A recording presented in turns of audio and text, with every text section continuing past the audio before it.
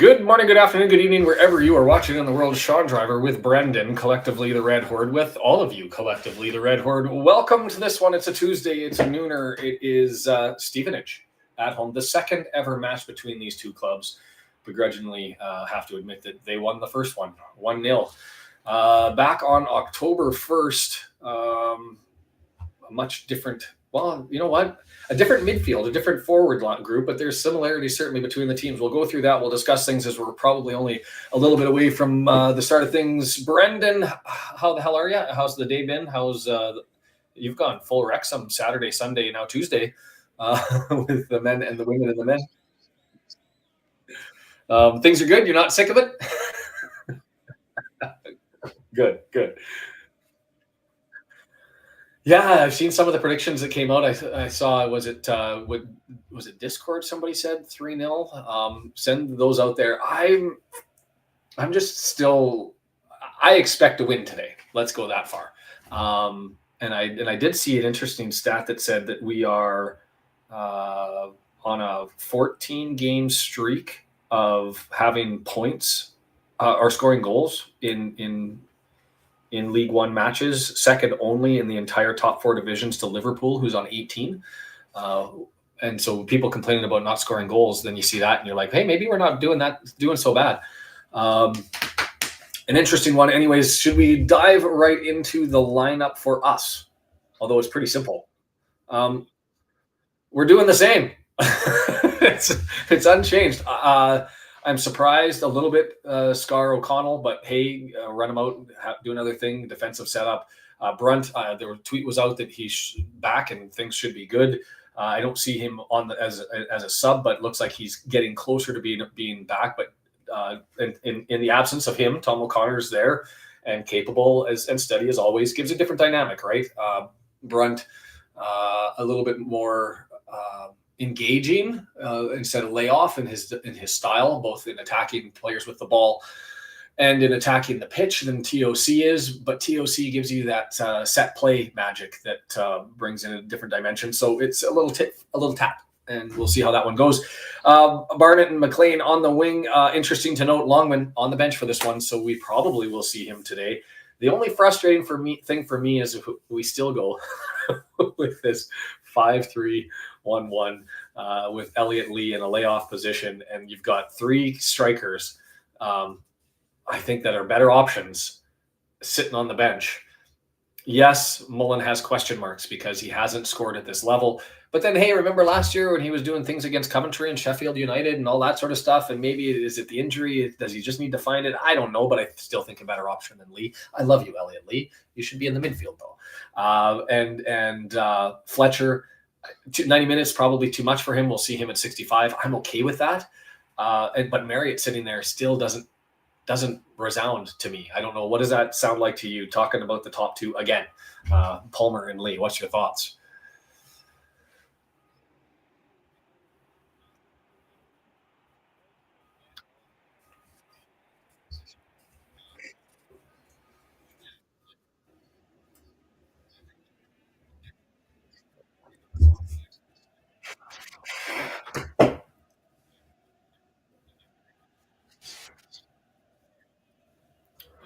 In the next 3 days. Oh, muted. Am I muted? Oh, man, did I do that whole thing muted? Oh, because somebody just said muted.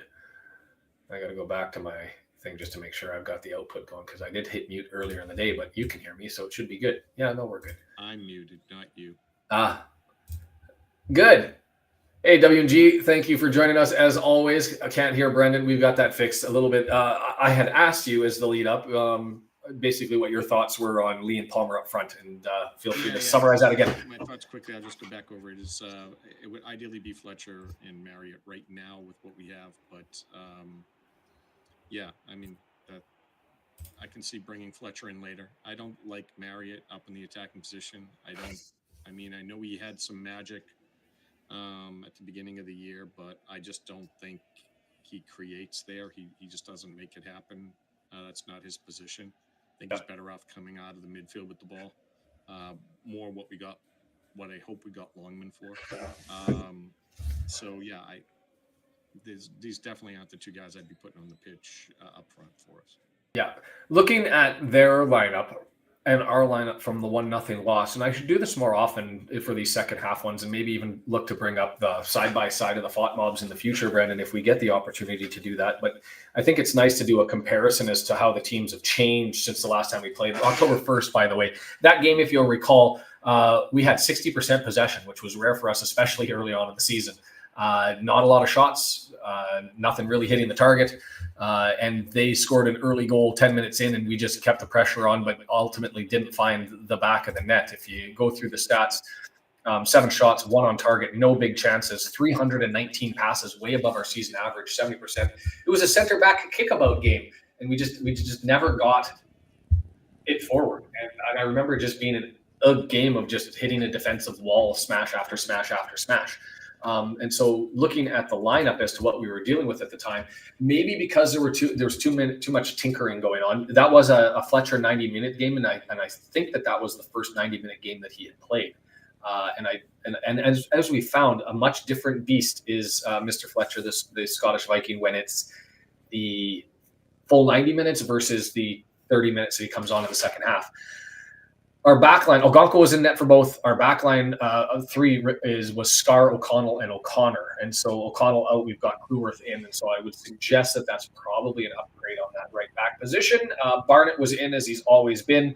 Revan was in because what we had done for that game in the midfield was a bit of a mess. And so we put McLean in the midfield for that one. George Evans was in the middle where Matty James is now, and Dobson was on the Cannon / Dobson / Rathbone side that keeps circling on the front. And up front, it was Marriott and Fletcher. Marriott having an off game in that one. For them, fascinating, because I remember their back line. And Brendan, we talked just briefly about that before we got started here. It was, for today's match, we have Smith, Sweeney, Piergiani, and Freestone. Only one of those players is in the starting lineup for this one, that being Piergiani, number 5. Number 4, Thompson, is out, and I don't know why. Number 6, Sweeney out, don't know why. Freestone, Smith, I didn't have the time to dig these all up. Up front, or in their midfield, they have King and Phillips. They're missing Thompson from their previous match, and he was the goal scorer. And so don't know what the history is because I haven't looked it up.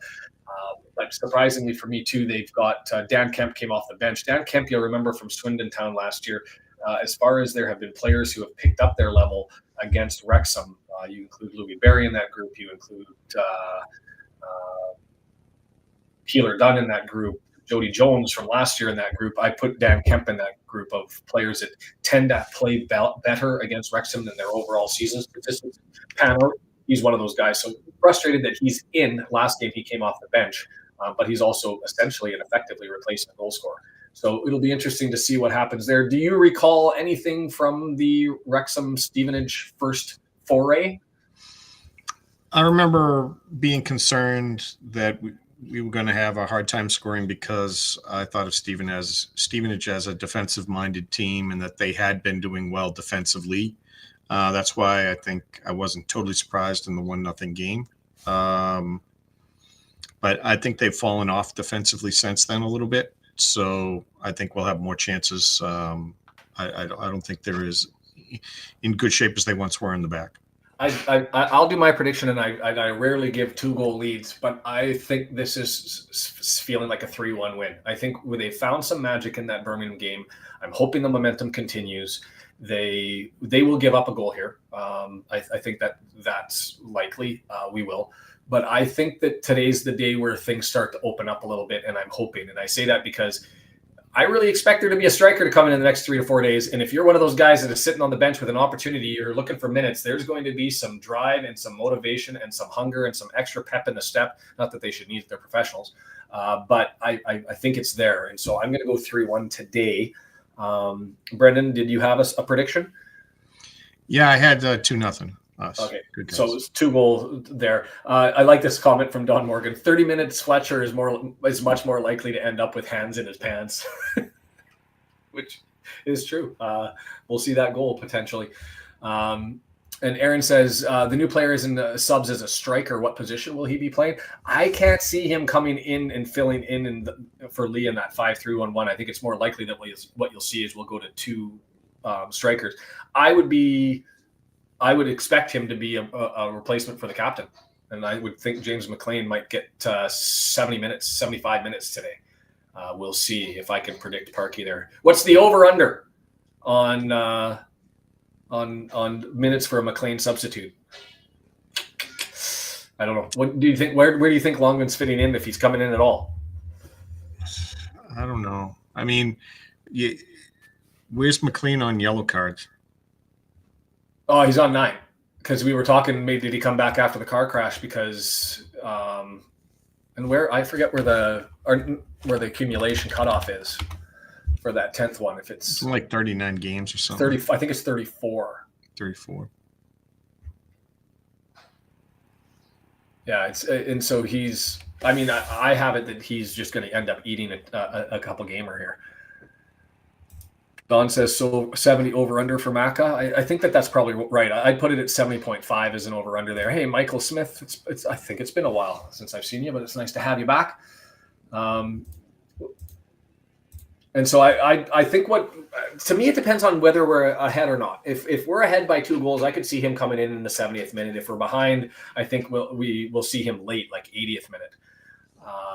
Is probably where the cutoff would be. And I think he comes in for Macca. For me, it's going to be Fletcher coming in for Palmer at the 65th minute, and whether he brings Marriott or Mullin with him at that time or at the 70th minute, we'll see. And then we'll have another, if we're behind, we'll go to the 4-3-3 with all 3 strikers up at some point in time.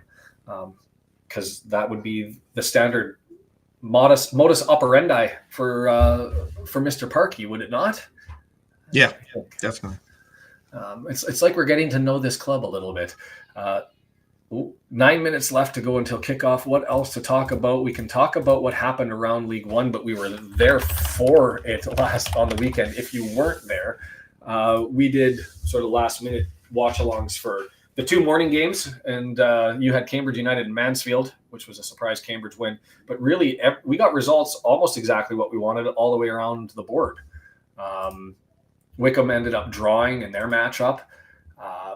Should we talk about the games today, maybe, as far as, I mean, the big one to watch? Yeah, I mean, there's a lot of big games. And we got another night. Obviously, got our great graphic from Andy. So, are you bringing that one up? Yeah, it's up. And I don't have my Discord open to pull it up here, and that's my mistake. Andy puts together some awesome stuff, and I want to get that. He's forwarded the PDF of it as well. Andy, if you're listening, I want to get the details of your graphics with the run-in stats to try and put that together into like a whole canvas split that can go out there. But as far as big games, Huddersfield and Birmingham, that's a standout game. There will be points dropped there. What's your take?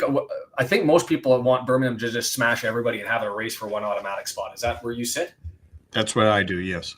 Yeah, so maybe that's a good poll question as we go through is, do we want Birmingham to run out, or do we think we have a chance at first? The other game, Wickham Wanderers and Barnsley, 42 points for Barnsley, still sort of on the outside looking in. Are you looking for a Barnsley win, or do you want them to draw and just drop points both? I want Barnsley right now is like 10 points back, right? So yeah, 42 points to our 52. They've got a game. Look, if we can't hold Barnsley off from beating us to the number 2 spot, then we don't deserve the number 2 spot. Fair. Right? So, yeah, we're going to really have to fall if Barnsley's going to climb up that much, and us and Wickham are going to fall out of it. So, no, beat Wickham. Okay, I'm going to go the conservative route. I'm going to say anytime you have points around you, have as many of them lost as possible, and 4 points is better than 3 points being lost. I think Wickham's going to fall out in any event. There's still lots of time there. And so I'd rather just keep Barnsley at bay and remove one more team from the equation as much as you can. So I will go for a draw. Maybe that's a secondary poll. The other one to watch, Stockport's got Shrewsbury. Yay, Shrewsbury. Go Shrewsbury. Is vomit-inducing. And then you've got, after that, Leyton Orient's got 17th Exeter City. Reading's got 21st Burton Albion. And Bolton Wanderers, if they're going to stay in it, they're losing runway. And I say that they're in 9th. They're 41 points, 27 games played. But they've got Northampton. That's one that I think that they've got to start looking at as not like must win, but they're getting pretty close to it. So we'll see how those all pan out. Let's put this in. I'm curious to see the Barnsley question. And so let's say Barnsley versus Wickham. What result do you want? And I'd be surprised if people said a Wickham win, but I'll put it in there. Barnsley win, a draw, or a Wickham win. You've heard the caveats, and I agree with Brendan in the sense that that's why you would want Barnsley to win, is if you think you can hold them off and you're going to lose it out anyway, then let's get into second place and start to assert ourselves. That makes sense. I went for the draw. I can't see anybody who would want Wickham to win, because that means you're inferring that Barnsley's going to storm their way up and Wickham's going to fall way off. So, but I'm curious to see how that one sits. W&G going to be providing us all of those updates as we go through this. Brendan, I have to work so Sean and Brendan are on mute. You're just going to follow the chat. I like it. The commitment. Do your thing, and whatever it is to get you through the day. Oh, by the way, I wanted to bring up, if I'm going to quickly throw up the table from FOTMob. And they, of course, based on the last set of games, the highest ranked players at every position make up their kind of team of the week or whatever it is. And their FOTMob has the highest number I've seen in a long time, but Vartson at 9.0, and they have him as the team of the week as the striker. So yeah, it's with Dalby scoring and Bodferson packing in 3 over 2 games, and the former Wrexhamites are doing their thing. And we were talking, not sure exactly what number Longman's going to wear. You have a source that says 47. I have a source that says number 16. If it is 16, he's going to be wearing Billy Waters' number 16, or at least the most recent player to wear number 16. And that could come with some yips. I hope they've washed the jerseys. So we'll keep an eye out on for that. And I'm going to go back to the chat and see what we can pull out here, as I've been sleeping on that. Still Cold Brew, green label cracked, proudly supporting our sponsors. I got 2 of those in the fridge. The joy of trying to get my wife onto Wrexham is I had her taste some Stoke, and now I probably should buy shares in the company because we're spending a lot on that. Charles is here. Ignore the first. It's going to be a bumpy ride to try and secure second. I see us having us fight for spot number 2. That's fair enough. I think we're in it, but we've been here before, right? And so I know there's at least the chutzpah, the idea of back-to-back being a reality. First time in EFL history. You can literally have you'll never sing that. And everywhere you go, back to back, you'll never sing that. You'll never sing that. So I'm hoping that would be a lot of fun. Lee's here, evening, morning. Need a big win. Wickham will fall off. Trust me. And Mertman, there it is. The shout. I'm worried about Leighton Orient. 10, 11. It's not. The Billy Waters runs deep. It's the curse. So, I don't know. This is the last home game until St. David's Day, right? Barring a potential substitute, depending on how we do in the Port Vale Cup match. Because they could end up slamming in the next day. The Reading one. I've been charging my headset because I didn't have it on, so I'm going to bring this up. And we just saw I saw Stevenage, so this is going to be familiar stuff for me. If you didn't watch the previous one, I had a fairly robust description of Mr. Phillips, number 22, short, stocky, could be a fullback. And I'm curious now that everybody else gets to see it. I got criticism for the level of detail I provided, but he was the best player that I saw for FOTMob. He was actually playing though further up. I don't recall a pair number 9 playing, and Reed, their man up front, he cost them opportunity after opportunity after opportunity. Stevenage played well in parts, and when they did and they got their opportunities, they couldn't convert until right near the end of the game. And so that was their first. By the way, Stevenage, up until the game on Saturday, hadn't won since it was sometime in October, and they'd only scored 2 goals in that time period. They're now up to 3, so they have historically struggled at home, but arguably they found some magic recently with their most recent win last Saturday away to Barnsley. So they'll be feeling a little bit of love. a mid-Feb trophy match if they beat Port Vale in a 50-50 chance, right? If they land that at home or not. So we'll see how that goes. What else can I talk to you about? The Stevenage game. Mahoney never really got tested in that one. Piergiani was the man, number 5, and that's what I expected. He was with us. And yes, 10 more subscribers until the milestone. So if you want to get us to 2,500, and even more importantly, arguably, go over to FOTMob, over to TikTok at the Red Horde, and hit the follow button there, because if we can get it up to 1,000, we'll do that. Hit the like button to get the algorithm going, and also a shout out to our sponsor, Ultimate Promotions, who happily got their first ever purchase from a Red Horde member, and much thanks and appreciation to them. I hope they end up enjoying what they've ordered.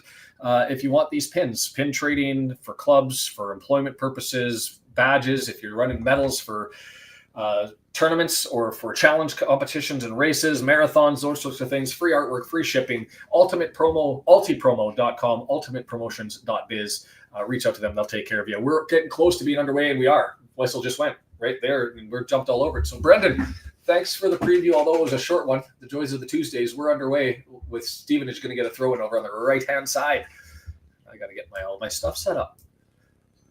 An early goal would be nice. Absolutely. Best defense in the division and a solid away record. Let's blast that defense for 3. Here we go. Solid away record in the sense that it's a lot of draws, not a lot of wins, but they're feeling it on. Palmer, nice little win over to Dobson, gets it over to Barney, and he's just short of the halfway line. Chap takes his man on, gets around, gets pulled down, and the ref says, yeah, okay, I'll give it to you. You could see the wheels turning in the referee's eyes, it felt like, looking at him to see if he was going to call it. He was thinking. Mind you, can't hear the whistle, so maybe he blew it down earlier, but it just felt like he was looking before he decided to give that away. I need more volume. Howdy, Alex. Nice to have you here. Most looking for a Barnsley win. Everybody wants to be in that auto spot. As Barney's going to collect this just inside the 18-yard box. Thought block, doesn't get it, swept it over, comes out. Elliot Lee, volley, half hit, clipped in the air. Took all the sting out of it on the deflection. Wasn't really well struck anyway. And that volley gets bumped up in the air and lands into Mahoney's hands. And that might be the first test he's seen in 91 minutes and 26 seconds. Because I don't recall him actually having to make much of a stop. Stevenage didn't play very well, but Barnsley played atrocious. It was the first half was a turnover fest, and if I actually had somebody look up the average number of throw-ins, not turnover fest, throw-ins. The average number of throw-ins in an EFL League One football match, which is 40, by the way, and we were over that at the first half. The second half was better, but my God, it was slow, frustrating, boring football. And there's the first look of Mr. Longman. He is 16, by the way. I saw it updated. He is 16? Yeah.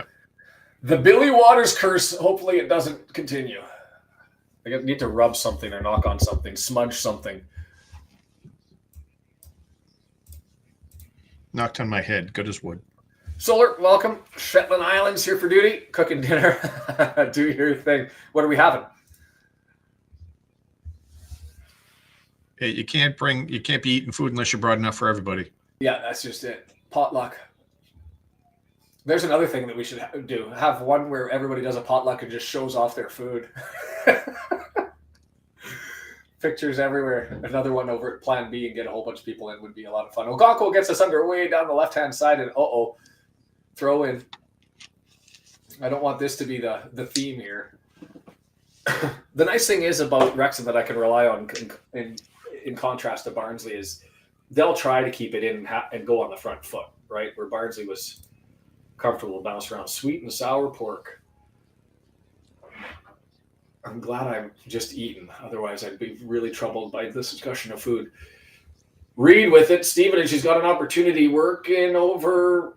Was that Cluworth on the other side, filling in for O'Connor? It was, and it's going to go for a corner over on the right-hand side.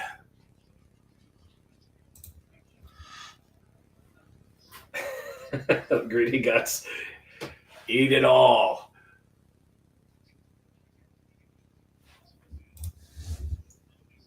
Hey, Dave. Need you too. Happy that you're here. I hope all is well. Right-footed in-swinger coming from the right-hand side to the left of Ogonkwo. Everybody pushing and shoving in the middle. It's like an eye in basketball. They're all pinned up, and there they are underway. Clueworth gets over there, and I don't know if it was blocked or just missed it. And that was Roberts who missed it, but they're going to collect an 18-yard box, and still lots of people in the area. It's headed over, and Palmer thumps it out of the way with his head. As Bolton. Under pressure, Bolton goes up 1-0 against Northampton, and McLean heads it forward, but there's Phillips. He was everywhere in the Barnsley match in the middle of the pitch, and they're going to have an answer for him, as this is what he did, is he just was a vacuum for the ball. He doesn't really do much with it, but it's tough to crack him in the middle of the pitch. Phillips with it, middle of the pitch. That was a hell of a nice cover by TOC on Scar getting beat. It was, yes. The question that I had was, could he have framed him out or done something better? But there's a mishit by Reed. I'm probably going to say that all day long. Like, I am disturbed that Reed is a professional footballer. Now, watch that. I said that. He's probably going to light us up for a hat trick. Palmer, is he onside? He's long ball over top, 18-yard box. He's waiting for support. He's got Barney behind him. Just draw it to him. He's got the cross. There it is. With space, Barney. Service into the face, but it bounces off to Palmer, who's just dancing through the 18-yard box. He stabbed it forward, tried to get it there, but it's just going to be a clearance. We were let off there because there was lots of time to free that one, but instead, that was Sweeney, I believe, who just thumped it out. Barnes going to get a throw, an 18-yard box extended. Let's go, and there's Mertland Spear, Leighton Orient up 1-0 on Exeter already. They just got that momentum. That's not a team you want to play in the playoffs because they have been on fire. Lee, right footer, blocked, is going to get saved in or go for a corner. It's going to bounce and hop up and go for a corner on our right to the left of the keeper, Mahoney. Palmer doing all the work, which will be forgotten if he doesn't get a score in. Yeah, I gave him credit in the last match. I thought that all told, he had a really, really good game against Birmingham. So far, I think that positive play was a benefit of the hard work at the outstretch to put him in the position, but knocking that ball down was just fortuitous. Scar is like a bee on a window trying to get out. Headed, it was knocked into a dangerous territory right close to the line, and that was great service. Mahoney got to it. That's exactly what you want. That was just trouble all the way through. Just looking for somebody to head it. And I don't know if that hit the top of Piergiani's head or punched away, but it'll go for a corner on the opposite side. And that means Elliot Lee with the right-footed in-swinger from the left. Service. Another close one headed. No, it was there, but just missed. And there's the clearance, and we should be able to grab that. Dobson does and pushes it forward. A tough one for O'Connor to take. He chested it down, but didn't get it. Beach Hunter. I'm here, Dave. And if you do need to chat, I'm here for you. Send me a tweet offline if you just need somebody to chat to. And that goes for anybody at any point in time. Doesn't have to be anything big, small, just feeling in a funk, send a message, say hi. I'm happy to do that. I'll probably make jokes, though. That might not be the right thing. But whatever you need. McLean, Rathbone, left-hand side, draws it back. That was a bad touch. Reed bounced into it, and here they come 2, 3, 4 purple jerseys screaming forward. We've got 4 there, not there, but it was bumped off by Rathbone just to disrupt a little bit, and that gave everybody the ability to get back. It'll be a Stevenage throw-in.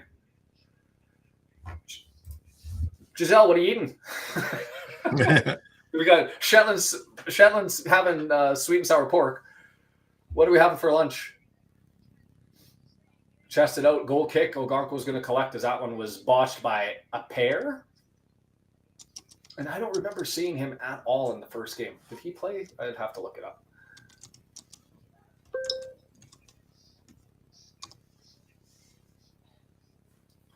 Chan, 안녕하세요. 잘 지냈어요? Ogonko's there. Over to Palmer, tries to flick it on, can't get it to Lee, and away it goes. Dez checking in a sandwich. We'll take it. And Northampton drawing even with Bolton. I am good with a soul-sucking. Bolton got a big win and helped us out by taking out Huddersfield. But now that they've had that, no love for them. There was your 3 points. Now you can start losing, and Northampton would be a great place to start. Our love for other teams changes based on who they're playing. Every single week it's different. Bolton, we loved you on Saturday. Today, you suck. Miss hit. Oh, Scar, why? Gave him a throw, and I think he could have just boxed the man off and let that go for a goal kick, but instead Scar made the decision to pump it out for a throw-in. A pita and turkey and thrown in. Here's Kemp, dangerous. I don't like him with the ball, and it's going to go for a corner. Throw-in. Well done by O'Connor. That one looked like it was going to go out for a corner, and instead he just reached in with the left foot and thumped it out. It'll be a throw-in from about 2 yards away from the flag. Kemp with the ball at his feet is just a jitterbug, isn't he? He just bounces around, and all of a sudden, where he was 1-1 position, now he's over to the right, 2 feet over and dancing his way through. I do not like as we come up to the 10-minute mark here in 10 seconds. The Tozer bomb, the long throw. Near post, touched on, headed up, dangerous, and wow! Scooped up through the air, landed, what was that, 8 yards away from goal? And that's a Billy Waters special. Holy! I mean, that's why he's a center back and not a striker, I guess, is he just put his foot through that. How do you miss from there? I don't get it. And not just miss. Like, that was straight, what was that, a 75-degree angle off of his foot? I don't, not 75. Yeah. A solid 65. The physics there are almost impossible. Yeah, 65-degree angle off of his foot. Oh. Burton. Yeah, how do you kick it at that goal, WG? Tell me it wasn't Bodferson. 1-0 up over Reading. We'll take that. Burton, do your thing. And Barnsley 1-0 up on Wickham. I'm still hoping for a draw, but I'm in the minority. Most hoping for a Barnsley win. That one's in Wickham, yeah? Well, maybe that does change my position a little bit. Dobson tackles, kept it in. Well done. Dancing around the line. Flop. Elliot Lee, well done, though, draws the foul. Do I applaud when it's in our favor? Severe snow alert starting now. How cold is it at the pitch? Always surprised to see players in short sleeves where people in the stands are all bundled up. They just get used to it, right? It's not a lot of Stevenage fans, I guess, Tuesday night in attendance. Palmer can't play. It just sort of hits him and rolls away, and Phillips says he's there all the time. The vacuum cleaner just sucks that one up and pumps it away for Stevenage. And Gail, I have no idea as to how cold it is there at the pitch. I wouldn't know, but if somebody's in Wrexham and has an idea, Barney steals in the middle of the pitch, 22 yards out, dancing, but he loses it. That was King who took it away. Barney's still fighting, and ultimately it's stripped away by Piergiani and is pumped forward. 3 purple jerseys and 2 red back. I don't like this. Over to the other side, Reed! Stopped. Kemp scores.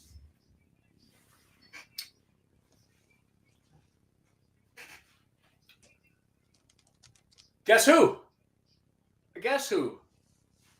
Dan Kemp. And I said at the outset that there are sometimes players that just play better against Wrexham, and he's one of them. He played well for Swindon Town, and that one they came on a blast.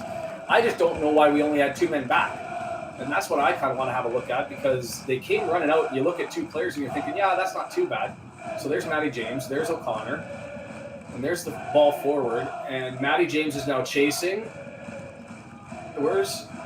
So Max was a little bit late getting back over on the right-hand side, and then the shot goes through, and all 3 are spectating and don't catch the man on the rebound, Dan Kemp. So Dan Kemp to Reed, he doesn't do anything, but Dan Kemp's there to finish his miss. There's supposed to be 1 center fielder. My guess is that's supposed to be Scar, and he was nowhere near. And then he gets beat back. Everyone beats him back.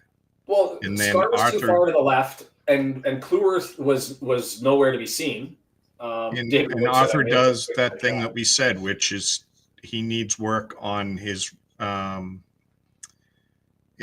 grabbing the ball and not having it pop out in front of him for someone to grab, or he's got to deflect it wide, but he does neither. He just, puts it right back in a prime spot. So Steven's still upset that we've yet to sign a striker and the transfer window is closing. If Parky doesn't solve the problem, he needs to be let go immediately. Wow, we're still in second place, though, or third place. I'm with you. It's frustrating. Multiple windows. Failure to launch with Armstrong. Leighton Orient. What the hell? 3-0. I thought they got back well, Gale. I just think that nobody picked up the last man in, right? They were all ball watching the save, and Kemp was looking for the ball on a bounce back, and the hungry player got to eat.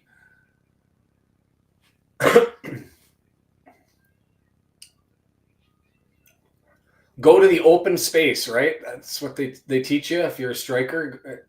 Go to the open space.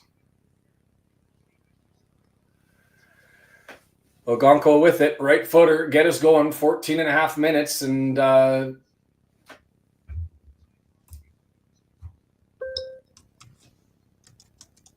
was that at what time did they score that? It's 13 minutes, so 3 minutes later than they scored on the first one, and then the last one, it was just a game where all we did was fight through the midfield and not be able to crack through the back line. And is this the scene?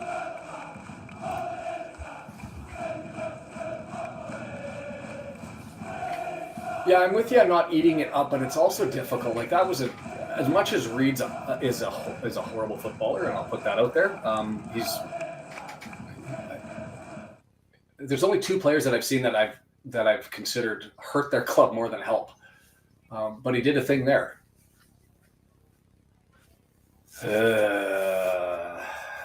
It's going to be a game of frustration and waiting, folks. And as it is, the keeper's at the halfway line to enter this one in on over big cross to the far left, just going to be short of the 18-yard box, but it's headed into the area. It's there, but looped over, and Ogonko was going to collect it.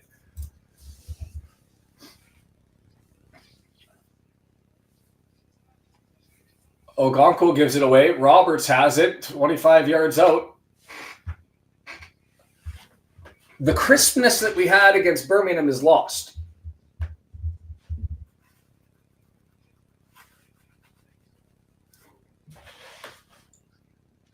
Ogonko collects on a poor ball from Sweeney. He throws it out to the right-hand side.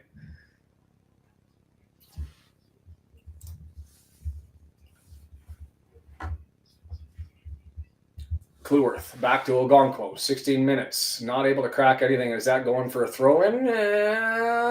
Throw-in. Ogonko gives away possession. Twice in the last minute and a half.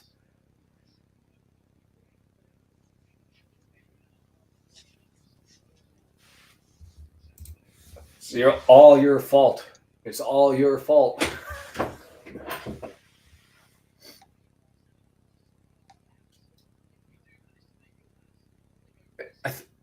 I mean, Fearless Devotion and Rob Ryan Red have both said the same thing, is that we're a counter-attacking team, and if you have a team that doesn't come at you,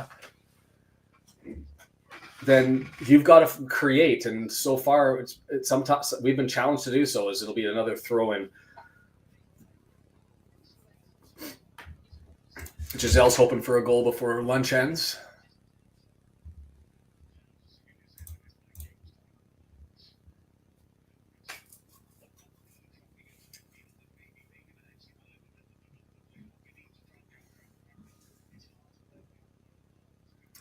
So Mark noticing, and I haven't yet because we haven't had the ball up there, is, oh, here comes Reed again into 2-0. The guy I criticized and said was a horrible footballer just scored an easy one, danced his way in front of the outside of the box and right-footed that one and found the corner of the net. Easy as. Stevenage is going nuts. It's 2-0 bad guys. Nobody picked him up. Just walked his way over and made it 2-0. Brendan, what the hell's going on? Scar looks awful. Scar late to get over. He just danced all the way over and right-footed that into the corner. Gonko kind of misplayed that. Did he not have that off his right hand or off his left hand? Yeah, it was an awful play by both of them. Again, the two of them. I don't know how this gets through Arthur's hands, and I don't know how Scar doesn't read that the only option that was available for him is to go to the middle. Yeah, why are you letting him go middle? How can he squeeze between you and the other defender to your right? How are you not offset to his left? Off to his right, your left. Stevenage again, kept with a nice little play, draws it forward and interrupted by TOC. Got to tilt the pitch a little bit here, folks.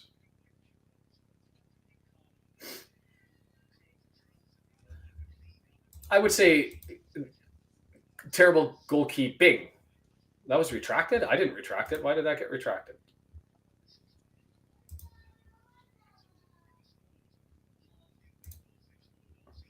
That 3-1 prediction may have been garbled intuition of a 1-3.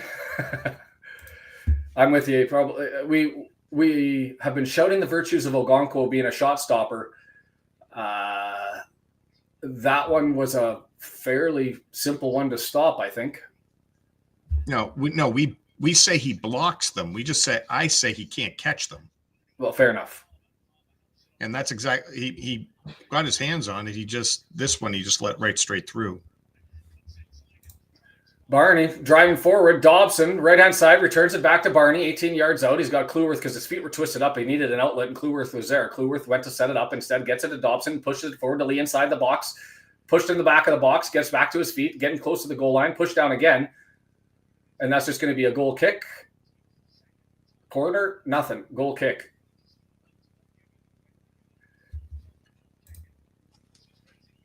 Everyone in Wrexham was selling their tickets today. I thought it was the rain, but now I understand the madness. Everybody knew that the voodoo was coming.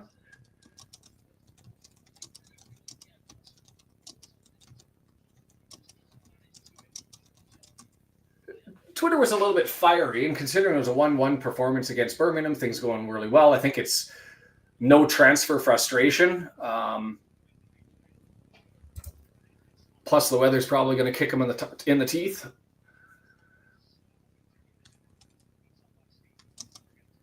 All right, we'll get a throw in here. Lots of game left. Find one, turn this thing around, and start getting it on the right. Get the right foot forward.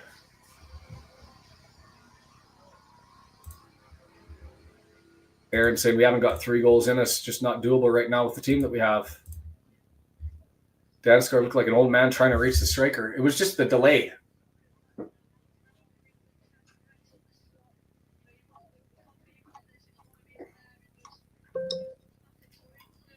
What do they call it? PRT, perception reaction time. When you perceive a problem and you react to it, expect like a 1.1 second delay in car accidents, they say, stuff like that. Was he quick enough to recognize what was happening? Why do we wait for people to tie their shoes? What's that about? I think in that instance, it came off from a clean clip in his heel there. So you can't really give an advantage because then you have people looking to strip people's shoes off all the time because they wouldn't give them. Wow, Barney got it. Come on.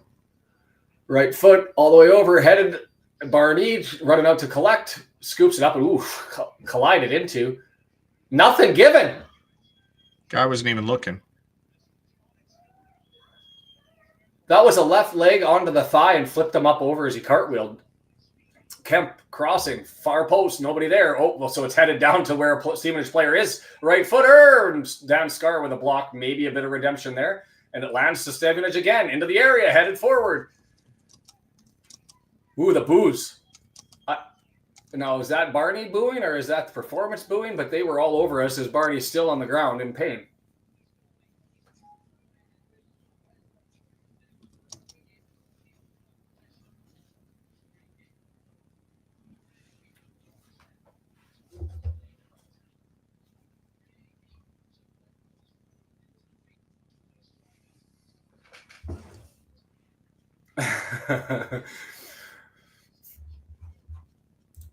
Restart. DeAndre's with you, Brendan. Restart the whole game. Giselle's positive. I still think we've got a chance.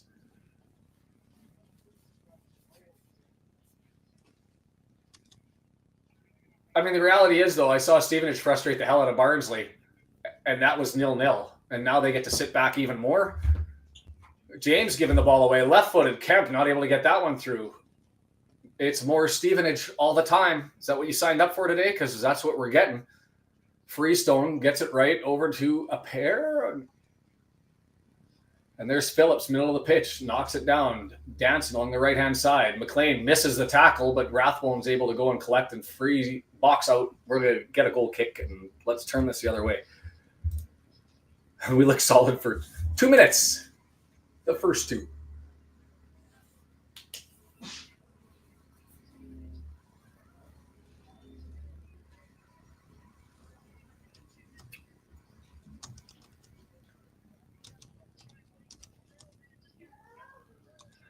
Just step number one isn't getting the goal. Step number one is let's get some opportunities. Let's get through their midfield. And Mark, I was saying on the broadcast, identifying that Lee's coming back a little bit further in his position, almost have 4 midfielders to try and maintain control as Stevenage just mauled us in the middle of the pitch. Dobson, Matty James all lost in that challenge, and it ends up going to Stevenage, and they'll eke out another possession.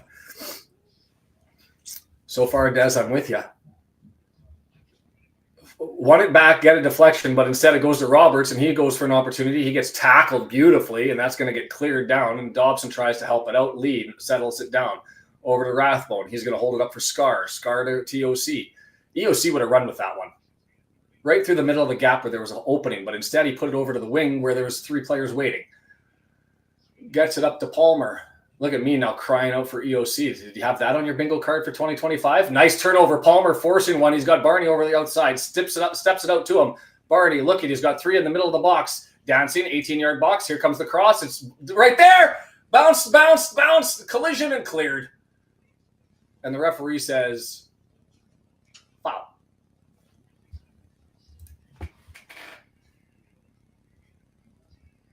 We got something. I don't know. Ogonko's sitting at a 3.8 fought mob score.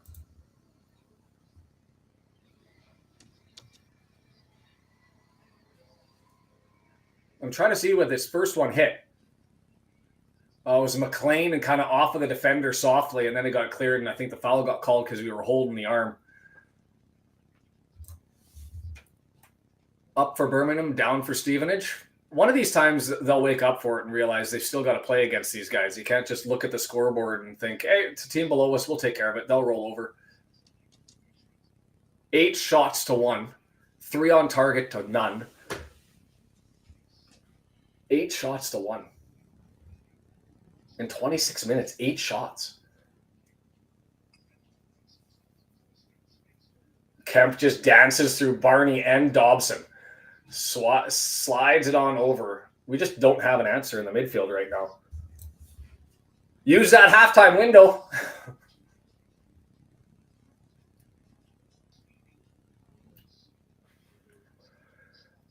Halftime, you bring in O'Connell for Scar. You bring in Longman for McLean. You bring Fletcher and Marriott in. And just say, run at 'em, boys. Is that what we're doing?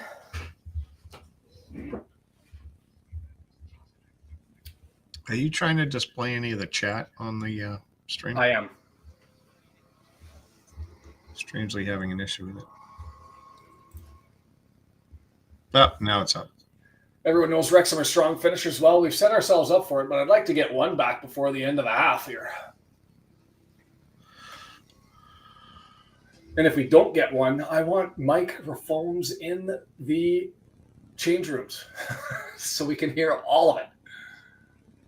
Dobson beaten in the air, flipped up over top, and here comes Stevenage again. Cleworth has to go and try and play that as it was a pair who played it up over top, and it's just going to go for a throw-in for Stevenage, 22 yards out. It's Stevenage over and over and over and over and over again. But it's not even the strikers, Woody, right now.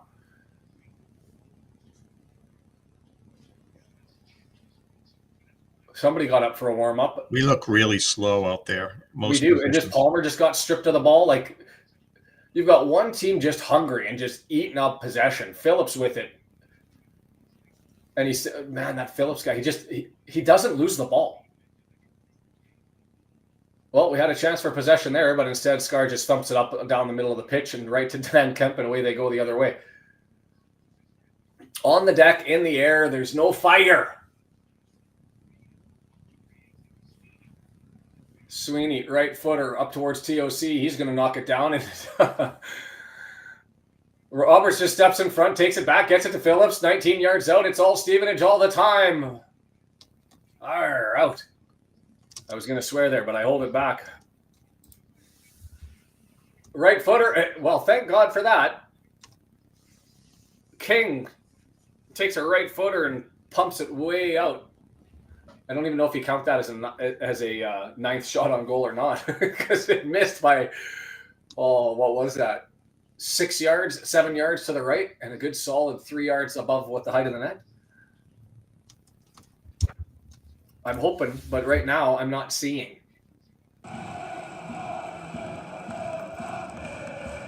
We're barely getting it in the last third.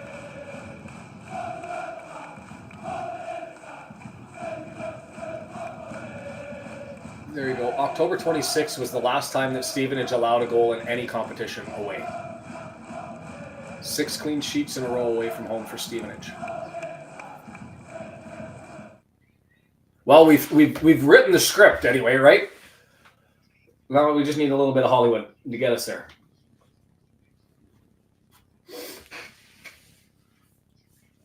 Yeah, if we came all the way back to win this 3-2, Well, handstand. propel us. Rathbone, multi-talented there. Gets kind of undercut by Phillips and jabs his hands onto the ground, just stays there for a while. Doesn't look like many Stevenage fans made the trip, and now they're going to be wishing they had. It's a 3/4 full in the upper half, completely empty on the bottom half of the away end. Call it the away end, the away stands. Another giveaway. Lee gives it away. Guess who? Dan Kemp pushes it forward. He gives it away. Let's see. Guess who? Phillips. He's just everywhere. I don't know how one man can cover so much of the midfield, but that's what he does. He just gains possessions, and here they come again, all the way, 18 yards. Shot by King. Loose ball. Dobson stabs it away from King. Nothing from the referee, but there's nobody over there but a purple jersey. It's like it's 15 on 9. Like they're just everywhere. Purple on purple on purple. I hate purple. Give it away and we just give it back. Oh my God. With it, pushes it forward. Kemp leaves it right in the gulf in the middle, and there's the right footer. Comes it down. Kemp, 18-yard box shot up over top. Went off Cleworth, and they didn't call it. They did go for Cleworth and said it's a goal kick. Fortunate there. Bodferson with his 4th goal at Burton today. Oh, you can't script it, right? David Wood calling it early, 6-2. Lee, fill that up even more. 3-2 call, shot it at the final whistle.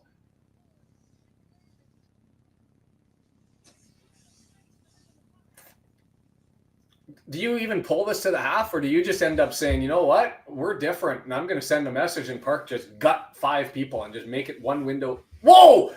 Scar trying to score on his own net, trying to pump it back to Ogonko, and Ogonko has to make an exceptional save off of Scar.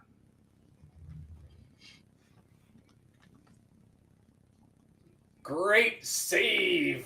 Ogonko on Dan Scar with the header opportunity from 14 yards out, just about chipped it up over top of him. Would have been a glorious goal. Maybe Parky can introduce those two to each other No. at halftime. Tell them what game they're playing. Dobson with it, 20 yards out. Do a thing. Barney, right-hand side, 18 yards extended. He's got Freestone in front of him. There's the cross. It's up in the air, blocked, and Mahoney just comes out and grabs it, and nothing there. Even a bad day is better with the Red Horde family. Thank you. I appreciate that. Deandra's fuming. And it's just the chat. You're not even listening. You're not even watching.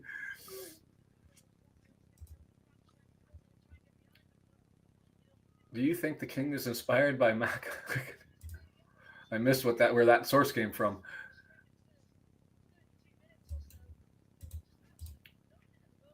I'm going back to my old stuff. That's the problem with the coaching staff. A 5-player sub at halftime kind of makes sense today. I'm with you. Howard for Ogonko, O'Connell for Scar, Longman for McLean, Fletcher and Marriott up front, and then that leaves you with Mullin and Revan to come in later if you need to. 2 windows. Done.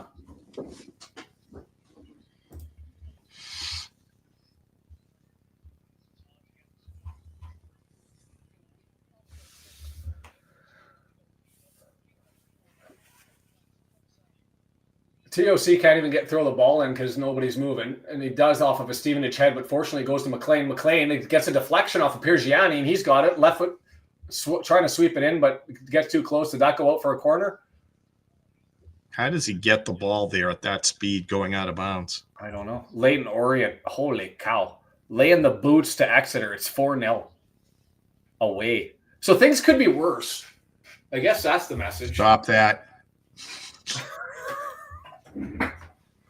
DeAndre's saying the same thing. On the other hand, at least we're not Exeter. Yeah.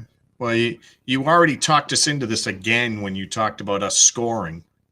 I will never predict there. I'll never predict it. You were the biggest jinx going. Okay, I'll reverse jinx it. We are dead. We are listless. It will be like this for the solid 90. There's absolutely nothing that can save us. We're deplorable. How's that for getting the job? Every time you should start with, we haven't scored in the last 5 minutes, and I don't know how many games, right? Right. So, well, when was the last first half goal? I can't even remember. It's been forever. Yeah, we did have one goal in like the first 6 minutes or something. Yeah, no fall on the bench, though.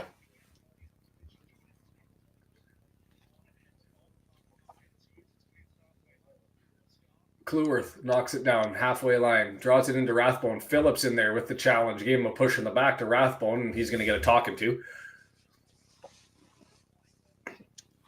That just seems like a really stupid. He just trucks Rathbone for no reason. He wasn't going to get anything out of that.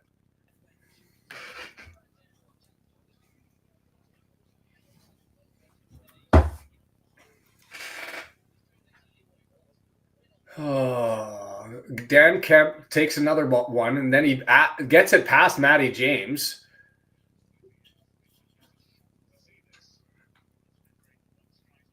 It's the Dan Kemp show, and I'm glad everybody paid their fee to watch this.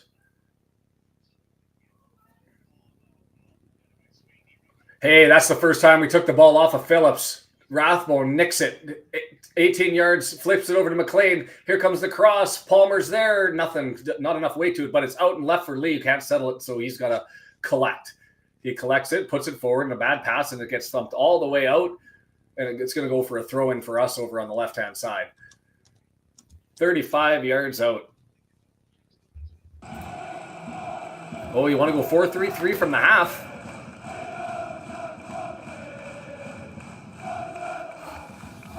Rathbone up to Palmer, 18 yards out, over to Dobson. Going to swing it over to Barney, who's on the edge of the area. Chips it up in the air, far post. Too heavy.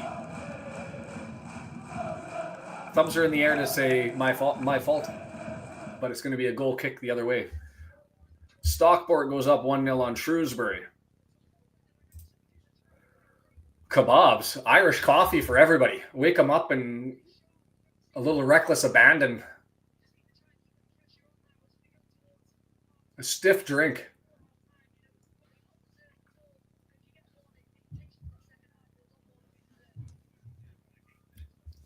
They're on turf, we're on sand.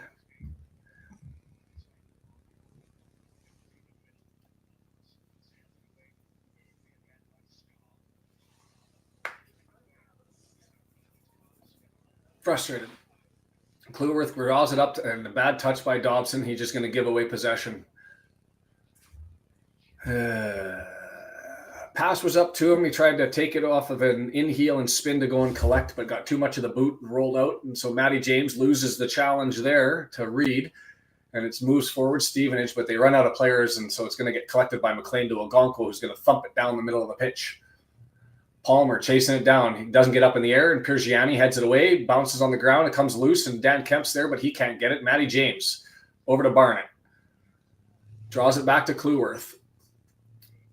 There's to be under pressure and then kick it back and immediately your backs are under pressure is impressive. Phillips again wins that battle with Rathbone, but Rathbone gets stuck in and gets it to TOC to McLean to Lee. We're still a long distance away, but at least we got some possession and we're keeping it for a little bit, but it's all scrappy, easy passes. Yes, Irish coffee for everybody. I might leave Brendan for a little bit so I can run downstairs and help myself. Lee mishits that one and plunks a Stevenage player in the forehead, and away they go, breaking out. Reed gets it knocked off his feet, and it's going to be a throw-in over on the left-hand side. Struggling. That's being gentle.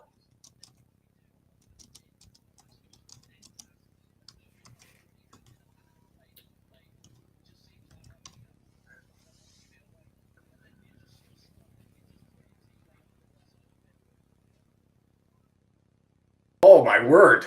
Dobson just heavy touch and gives it right off his feet to Freestone. Like, what the hell is going on today? Like, just possession given away, possession given away, possession given away, possession given away.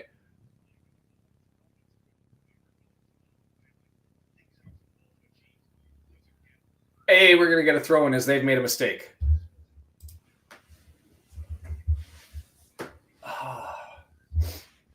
TOC throws it in along the line. Palmer tries to head it to Lee. Can't. Lens up. Guess who? Phillips. Clean it up in the middle of the pitch. How one man can destroy a midfield. My God. Palmer gets pushed in the back. Here's Gianni, and we're going to get a free kick going the other way.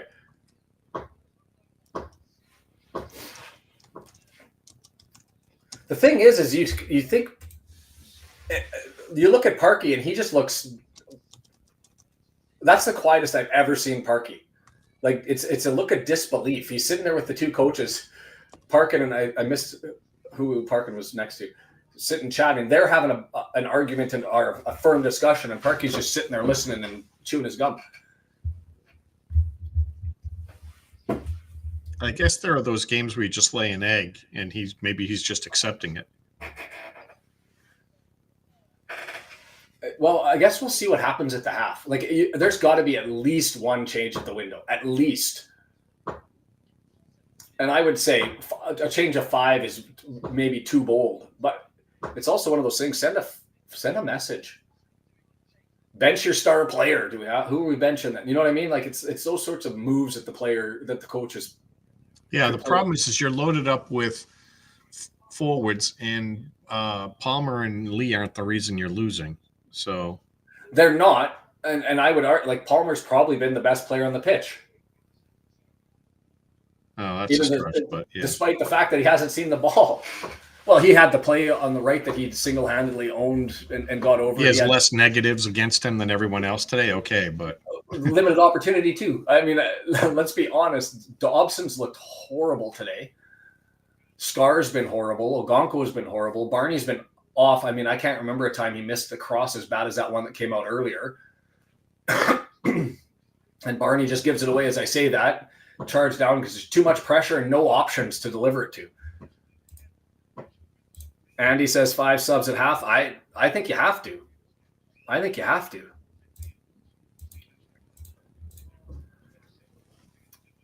The first 30 minutes against the MK Dons in League 2 kind of touches that.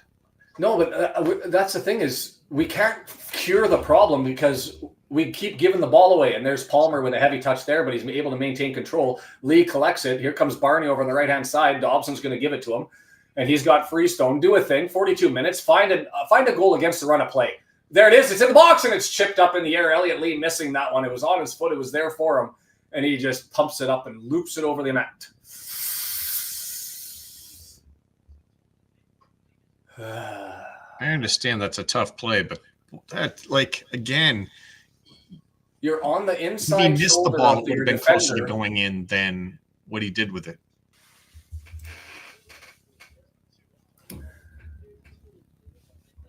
Rathbone, yeah, he's been good. He's had a couple of mistakes, but nothing as egregious. Everybody's heading for their Irish coffee as it is at the race course, as being pointed out by Mark. I can't see them exiting, but he says a lot of people. And here comes a pair up against the goal line, stabbed out. It's going to be a Stevenage corner over on the right-hand side. I don't get why. I mean, separate and apart from the fact that I don't blame the strikers for this one, the Palmer-Lee combination doesn't work, and it hasn't worked. And we've done this now for what, 270 minutes? 360 minutes? As the guys are outside to continue repairs on our maple tree. So if you're hearing thudding in the back, that's not an axe on body, that's an axe on wood.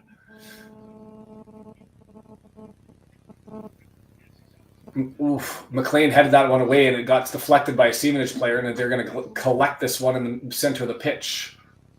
25 yards out, left-footed into the area, swung away by Matty James.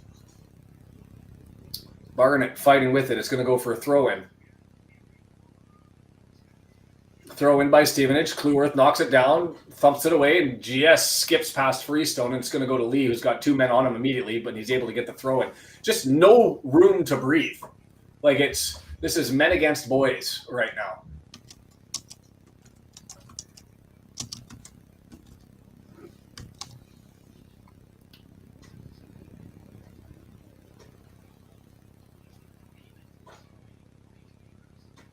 Matty James gets beat to the ball and then commits a foul as Roberts beat him there.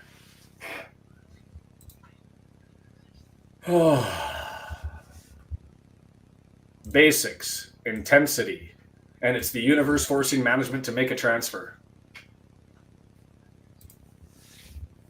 Weak as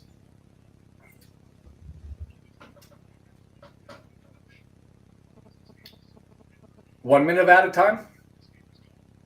2. Bolton goes up 2-1 on Northampton. Thank you. W&G as always.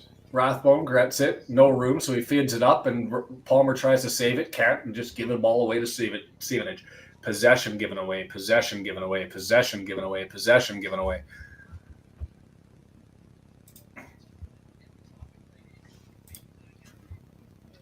$12 shots to 2.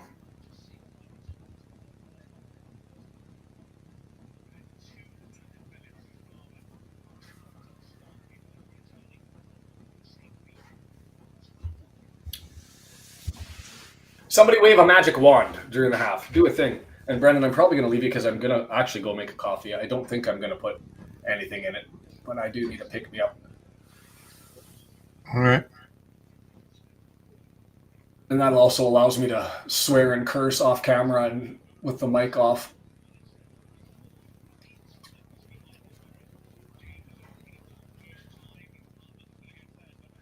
It's just purple with the ball.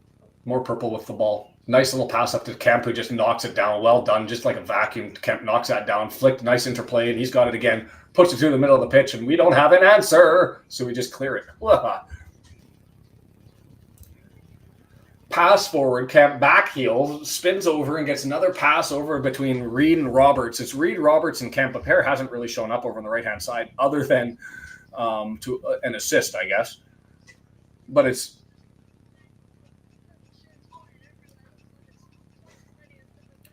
This is like somebody changed with your EA Sports settings and made the settings too easy for Stevenage, and so they just come out and we're just a step behind on every play.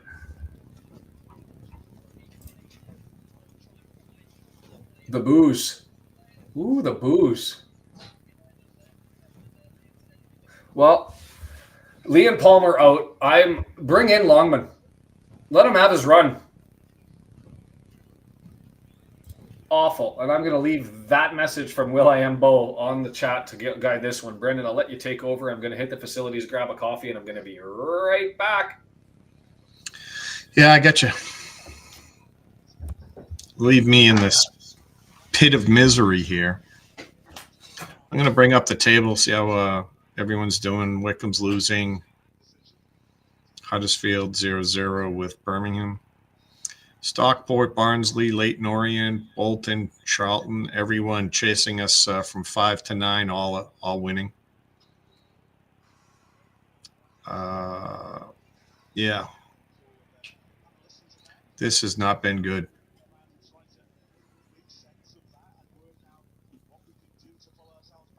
Sorry, I didn't have the table up. There it is. Brendan's face says it all. You better not be saying ugly. Is that what it is? Since I'm ugly, it's the game's ugly. I get you, Dale. I'm watching you. Yeah. I don't know about you guys, but this is the first time I felt like we looked like a really bad team out there. Too many players not looking good. We looked like a mid-tier National League team, slow and showing no real quality. And they look like a top-end League Two team. Like that, it's not like they're killing it. They're just very effective in keeping the ball in our end and, you know, getting space, running with the ball at their feet, and getting off some shots. We look totally outmatched, not even close. Not often have I seen us look one way in the first half and then look totally different in the second. That was happening before when we were in the National League and we weren't really trying that hard, and then we'd turn it on in the second half. Remember, we used to say that we were a second half team. And I think it was more of an effort thing than it was, you know, some sort of we go in and change our game plan and all of a sudden we've got that magic. I think it's I think it was effort then, and I think it's effort now. There was very little effort I saw out there, and you know they're going to have to turn it on in the second half here. And I would believe that Stevenage is just going to park the bus and do a lot of stalling. So you better score early if we have any hope here.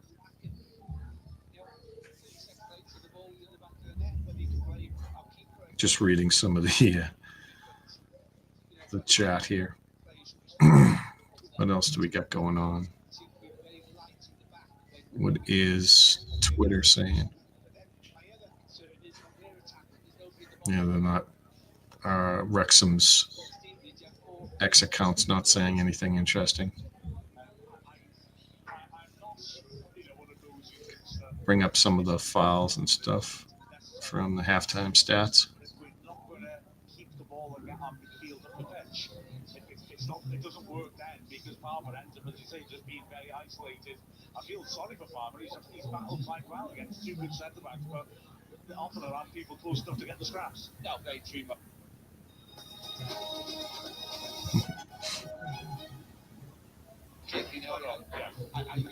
Yeah, it looks dead there. I mean, I have the volume down, but still. I'll go back to the table. I guess I'll open up the.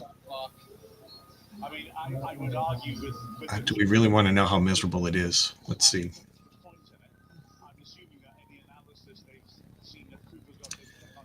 We've had 43% on the possession. We had 2 shots. They had 12. They had 3 on target. Yeah, 2 big chances. They had some chances that I just don't know how they missed. Sitters right in front. They could easily be up 3 or 4 nil.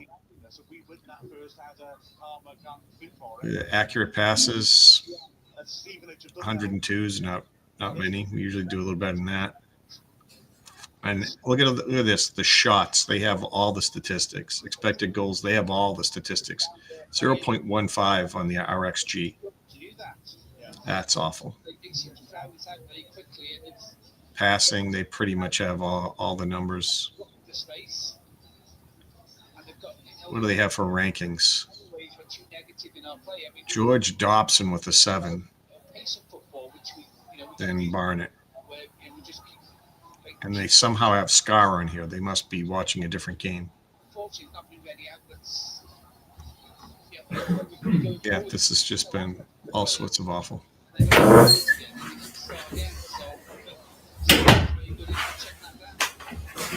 here's Sean making his way back. We might have to go with halftime Took. I think you're right. I'm not wasting time on Tukes on this one. Well, the break didn't make me feel any better. Still a big mess.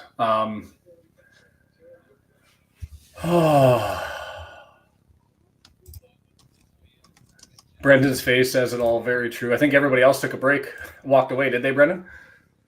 Yeah. They walked away from an easy setup there. It looks like Brendan's face, ugly. I was expecting. Never seen such an awful display by Wrexham. Yeah, that's fair. On the bright side, we should see a formation change. Ken, at least this, I expect us to be better in the second half. Can it get worse? Now I'm going to get in trouble if I jinxed it and we end up losing like 7-1. That was the sound of a barn down being closed on any hope in the second half. I just want, let's get into it. I don't want to sit here through the half and just wait on nothing. Let's just blast through 45 minutes here. I just don't want to watch the same miserable thing where they're running and we're just standing around looking at each other. Are you going to get him? Are you going to get him? That first goal, Scar was closest to him. And instead of attacking the guy with the ball, Kemp running down the middle untouched, he was protecting the pass being sent over to the guy that Cleworth would cover. And he should have just said, Max, make sure this pass doesn't get through, and then slide over and disrupt Kemp. But he didn't. Now, granted, Kemp passed it anyway, and then he got the rebound. But, yeah, he's not looking good back there. No, it's not. I'm trying to find a little bit of positivity here, so just give me a second so I can confirm my memory. If you'll recall last year, we had that big game January 1st against Barrow, who at the time was near the top of the table. And we were sitting at that point, that was match 25. We were sitting at that point in third place, and we came out and we lost it. And then we eked around, and then we got to the middle of January, and we shat the bed. A 1-0 loss away to Newport, a 3-1 loss to Salford City, a 1-0 loss to Bradford City, all of January 20, February 3rd, February 10. And as a consequence of those three matches, we went from second, fell all the way down to fifth. And then the turnaround occurred, and we went win-win draw, and we basically powered our way through from fifth, feeling like the wheels were coming off, and powered our way through. We had an ugly win against Sutton United away on February 13th, and then from then on, we had just the loss against Gillingham away, a loss to Tranmere at home, and that was the last loss, by the way, prior to this one, assuming that it ends. And then a 1-0 loss to Donny, but that was a good game. But really, that end of the season run from March 2nd was all green. So maybe this is just they start to think comfortable. We're playing games, and at that time when we beat Barrow, we were like, we can really assert ourselves here. We can really push forward and clear the decks and line ourselves up for automatic promotions. And instead, we shat the bed, and then we had to pick it up, and that's what happened. I'm not. Maybe that's what happens. We have to crap ourselves just to turn it on. No, I'm all for not shitting ourselves. Trust me. But what I'm saying is, it's following a pattern, and maybe I can find something out of it, because I remember that Swindon game, especially for me. The Salford City match, the 3-1 loss. I remember that one and feeling completely disjointed after that one. If I recall, the Bradford City loss 1-0 at home. That was just an unlucky late goal. I'm curious to see what it was. Yeah, 90th minute. Cook 90th minute and being like, crap. I remember playing better there, but losing. So maybe Woody says 6-0 Stevenage could be worse. I would be really surprised if Parkey doesn't lose his voice by, exercising the F-bombs as, for 15 minutes, and they come out and play a little harder.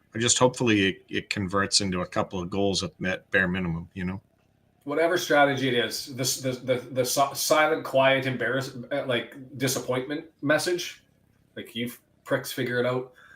Whatever it is that he decides is the one that he's got to try something. I'll make the pitch, though. Ultimate Promotions still there to give you your pins and make this ad-free all the way through the season. If you're looking for your pins, soft enamel, hard enamel, the pressed ones that I've had made for pin trading, for your sports club, for your charity, for your employees, however that works, 48 years of service, free shipping, free artwork. They will set you up and get it out to you. So whatever you need, reach out to them. And if you're looking for those medals, whether it be for a tournament, for your kids' tournament, for your pickleball tournament, reach out to them, have them made up. They're giving a discount on those to start doing more of them. So reach out. And if you're a nonprofit, there's an extra discount out there as well for that. So ultipromo.com, ultimatepromotions.biz. This league is a lot better than League Two. Teams will be seeking to see weakness in gun force. I'm with it, but we're also better than last year, comparatively anyway. Feels like the overall lack of pace on the Wrexham squad is biting them today. We just had no answer for Phillips in the midfield and Dan Kemp running. Dan Kemp's basically, correct me if I'm wrong, but done whatever he's wanted to do, hasn't he, Brendan? Yeah. He has way too much space. I mean, he always seems no one near him. Yeah. That's certainly part of the problem.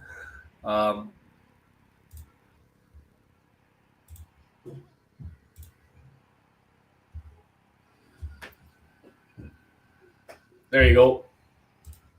We got Took magic happening everywhere. As here come the players, and I see Fletcher's got his kit out. Looks like Scar. Mullin doesn't have the jacket on, so maybe he's starting. Ogonko's out. No, Fletcher's coming in. Yeah, it looks like Mullin too. I'm surprised Scar came out, but yeah, Fletcher and Mullin are lining up for the sub. So we called for 5. We're getting 2. And Dale doing his thing. Had us kebab.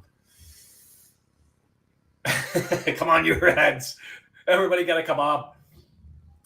The UK love for the kebab and the late night Don Air with too many drinks in you. I'm trying to think of what in South Korea, you have too much to drink, and before you go to sleep at night, you eat some tteokbokki, some spicy rice noodle, and it clears up the hangover. In the UK, it's the Dawn Air that you go out for after too much to drink. In Canada, it's going to Denny's and having pancakes and steak and eggs or something, an early breakfast at 3 o'clock in the morning. Is there a late night routine in the US or in Massachusetts anyway, Brendan? There used to be a lot of diners around here that were old train cars converted into diners. Oh, nice. And yeah, they're the equivalent of a Waffle House like place where they'd have breakfast, sloppy breakfast all day long, all night long. Hey, Susan, how are you? The way I got the little X there makes me think that I should know the connection, and I feel guilty now that I'm trying to think Susan Sweeney. You'll have to remind me because it's been that kind of day. Mullin standing over the ball at half. Only the 2 changes that I see. So Lee's coming back. I know what we need to do.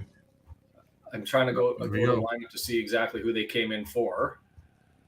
Because Lee's still on there. So that means, is it Matty James? Because I see Rathbone, I see Dobson, I see McLean, I see Barty, and there's an opportunity early. Fletcher with it now, 18-yard box, crosses over, and it gets collected. But hey, that's a shot on goal and something positive. So Palmer comes out, Fletcher goes on.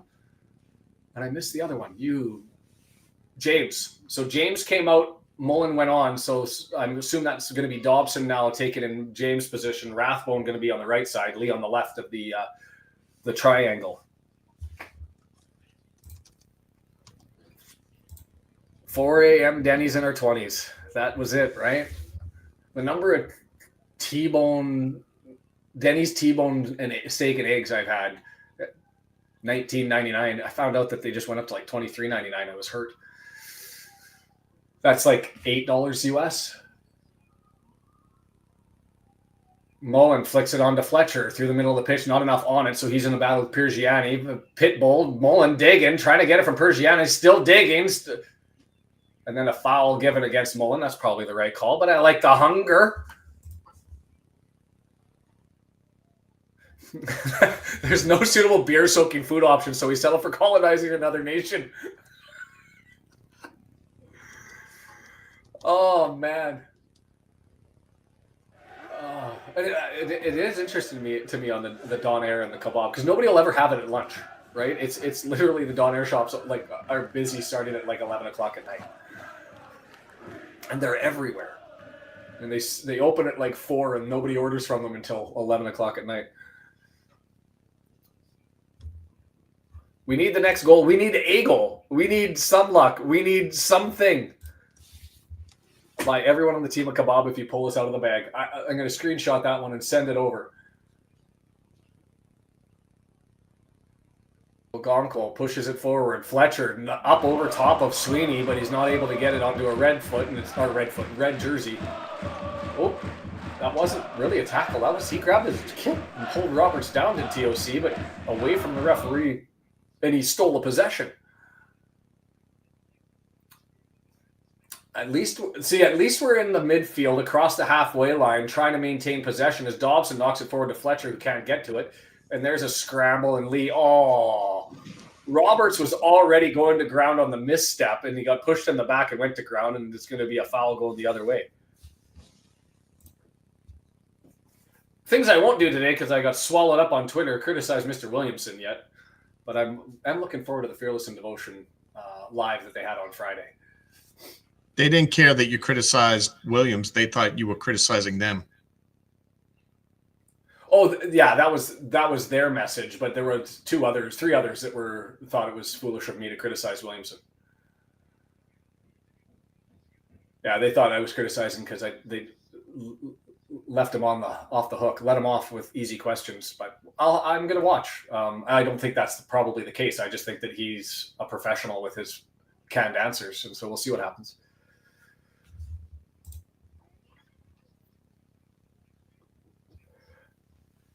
Exeter gets one back.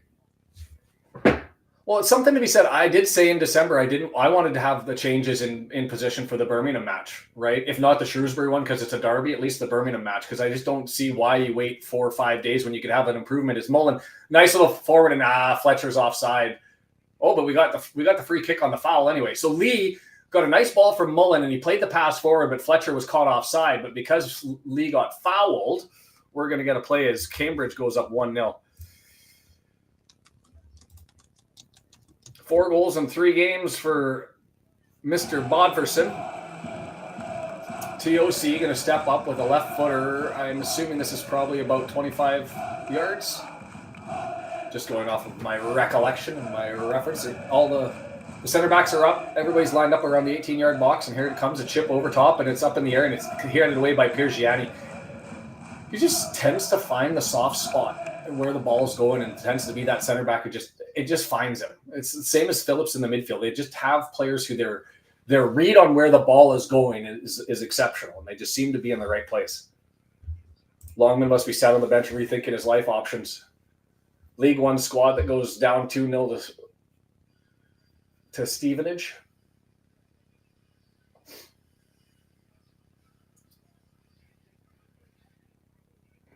Hey, Mark Griffiths isn't doing exactly as I was talking, going through the Barrow thing, if you're the optimist.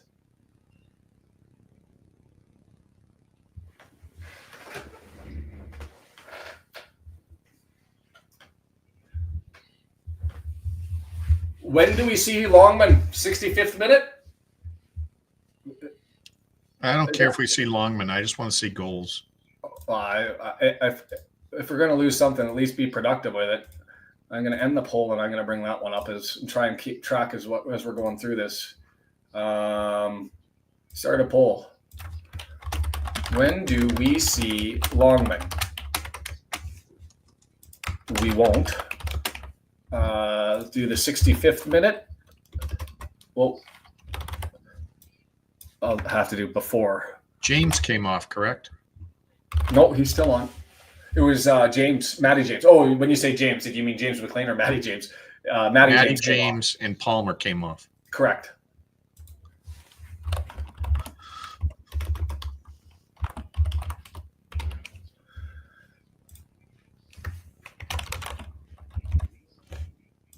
There you go. I'll leave that as a poll. I'm curious to see when you get them. I think I hit your range there, the 67 to 73.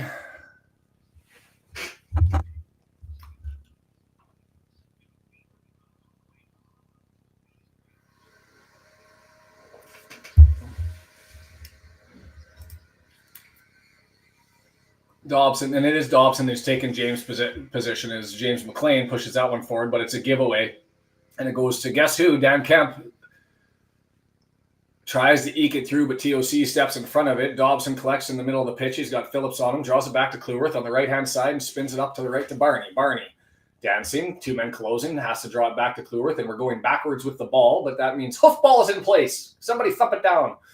No, they're actually being patient all the way through until Cleworth ekes it up over top, and that just finds a purple foot, and it's going to get bounced around, but ends up with Mullin. Halfway line, nobody really around him, so he ekes it up. Did he find Fletcher? No, he tried to get it to him, but didn't get enough hook. Lowest attendance of the season so far, 10,000, did I hear 607? And only 248 from Stevenage, who are celebrating.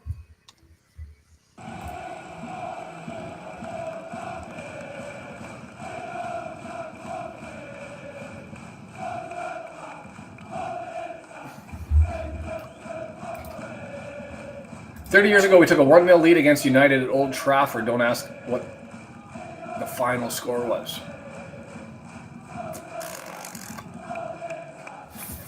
Fletcher almost found Mullin, but it got needled away. And Stevenage with it, clears it. TOC pushes it forward. The good thing is there's at least some control here as Phillips knocks down Lee. Lee plays it quickly. He gets it up to TOC. We're moving forward. TOC pushes it forward. Fletcher! Great save.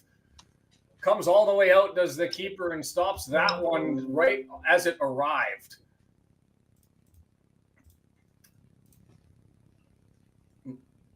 That was a good read by Mahoney coming all the way out of his box. He just basically took away any option, got himself big. But hey, we did a thing, and now we get a corner from the left-hand side. It's an in-swinger by Lee as he holds up because the whistle went. The referee needs to talk to somebody. Mullin and they're not talking, and the ref's blowing the same thing. And 14. That's got to be a sub for them because I don't recall. Oh, Smith. I haven't talked to Smith. That's the right back. I haven't said his name the entire time. Pushy, shovey, right-footed, in-swinger, far post. It's down, it's low. There's kick. Rathbone stumbles, and he score! Ugly, ugly, ugly goal. Was he offside? We'll watch that one, but I don't care. I don't think it hit Mullin. I think it went. That was one of those ones. Remember the goal last year where Mullin took contact when it was close to the net? Mullin, I think, laid off on that one, and Rathbone scored it. I think. But it was basically a bounce goes out to Rathbone, who left foots it, and it hit. Ooh. Oh, no, he couldn't have been offside because I don't know what Phillips is arguing about because he's way far back. Oh, they're crying handball. I didn't see a handball on that one. Get in! Paul Mullin draws us back in, and we've got ourselves a game, and it only takes that amount of time. Maybe the Tooks are coming out. The changeover, the fans and the crowd are into it as this one comes up to Fletcher. Fletcher draws it over. May the Palmer and Lee experiment die. Oh, no, Phillips pushes it through, and Scar in with the challenge and gets the clearance and wipes out his man. It's happening. We were so pissy. Come on. All of you guys are to blame just as much as I am. We were angry. We were frustrated. We were mailing this in. We were sold that this was going to be a nightmare. Somebody called for 5 changes. Don't panic. We got this. It's all part of the drama. Right? Are you buying it? I don't know. Nice little pass there, but a little too heavy. Ooh, a boot to the face. Not a foul. He dove an inadvertent collision from McLean. The shin to the noggin. Let's not get too excited.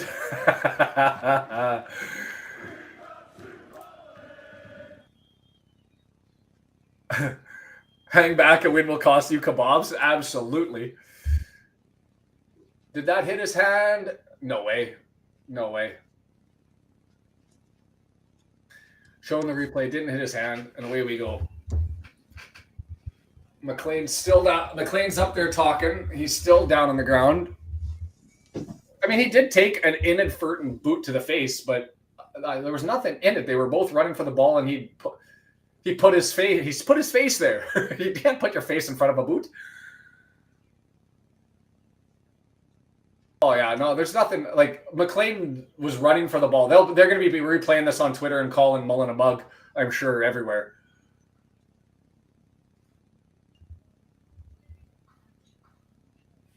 So we're back underway.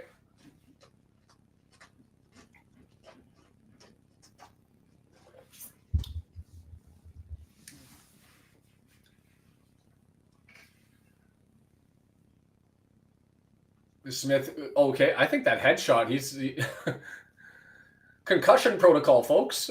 It's still a thing. Like, he took a shot. He absolutely took a shot, did Smith.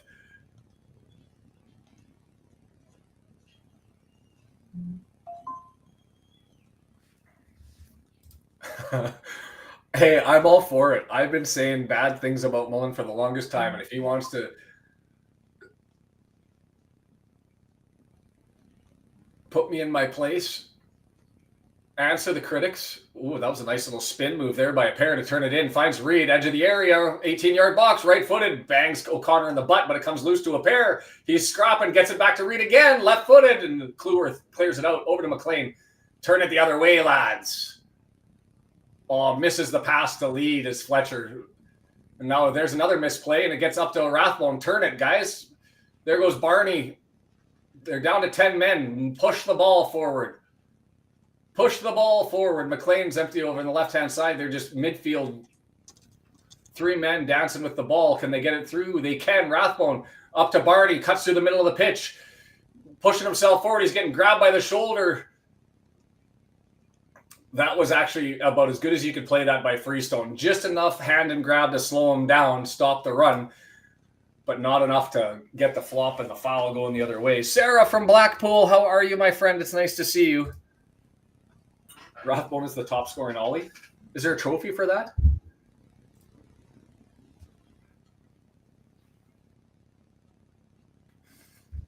If Mullin gets a hat trick, we'll forgive him for every game he didn't score this season. Stevenage with it. Have I seen Smith come back? I haven't. But Reed with it. 18 yards, looking for a box. Lee goes down, tackles it, knocks it off the ball, and there's Dobson. Holds it up, waits, and then stabs it forward to McLean in empty space. McLean, 3-on-3. Mullin up ahead. Leads up to 2-on-2. Mullin, he's going to go back to McLean. He's going to turn towards the goal, 18-yard box, and it gets grabbed, interfered with, and there's going to be a free kick. Yellow card coming. Nope, just going to be a free kick. It's going to be 2 yards away. Piergiani, the referee still wants Piergiani to come over.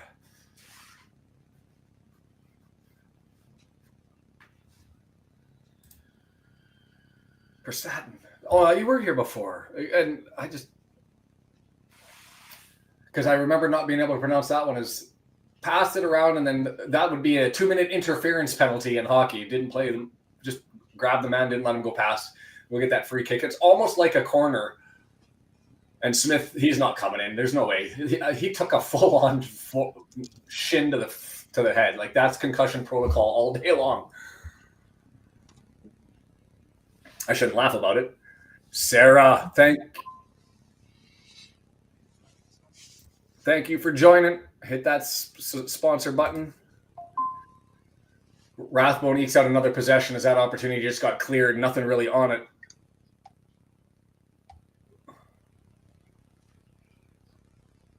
Well, we're doing things. 30 minutes to go.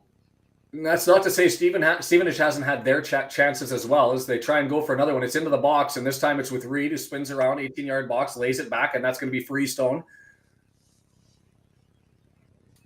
King searching, can't find anything, turns it back around, gets it to Freestone, 25 yards out, left-hand side, draws it back. King and Freestone just playing catch, drawn towards the middle to Roberts, King, Freestone, King, and they're pushing backwards, but they've still got possession, and it's stabbed away. Can Dobson collect? He can through Barney. Barney chips, but too far for Fletcher.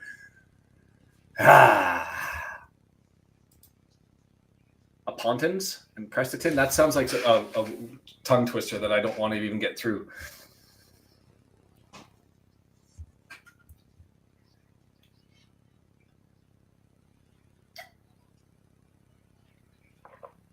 McLean to Rathbone. Rathbone up to Mullin, halfway line. He's got trying to get it to Lee, scooped up over top, but Phillips does what he does and pulls the ball down, leaves it for Piergiani and clears. Back to Phillips.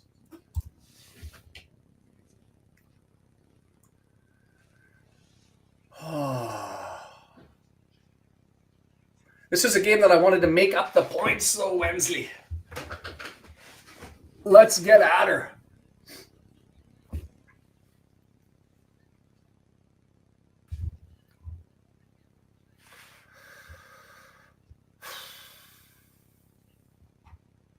Barnsley up. Birmingham City tied. Leyton Orient 4-2 as Exeter tries the miracle comeback on that side. Down 4-0.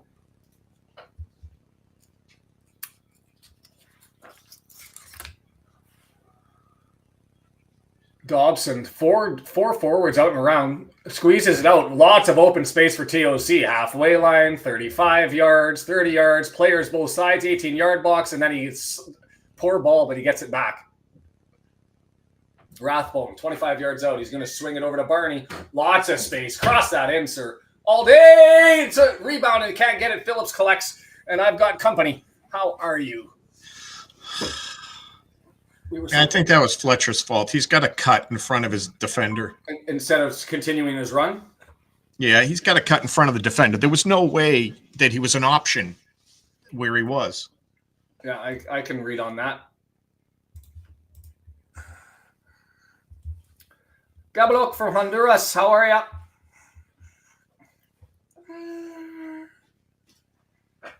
Can you say up the town? Up the town. Beautiful.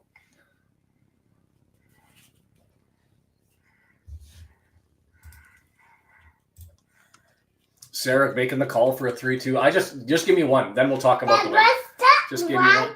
Over there. It's just a light, bud. Wensley, thanks for subscribing. Get us up to 2,500. That'd be a nice part of the day. A win, a point, something. Fletcher looking for it, leaves it. McLean collects 20 yards out. Doesn't play it in, draws it back. Played back into the middle. Lee, can he get there before it goes out of play? Nope, it's going to go out. Problem is then he's got a weapon on his feet. Can you not play with this, please? Thank you. No touching. Can you put this on for a little bit? Well, can you wear a hat? I can wear a hat. You want to wear the hat?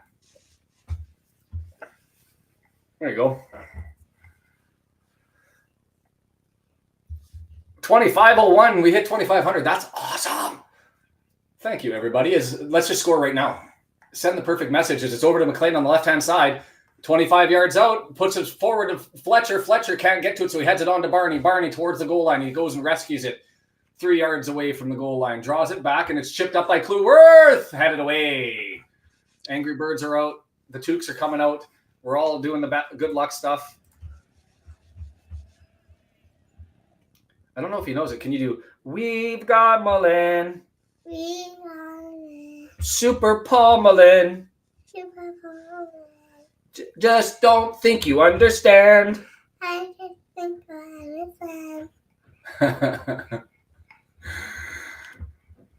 5-2 Leyton Orient stopping the comeback there by Exeter. And Fletcher just warming up. He's going to show up in added time. We are moving. We are doing things. You want this on or off?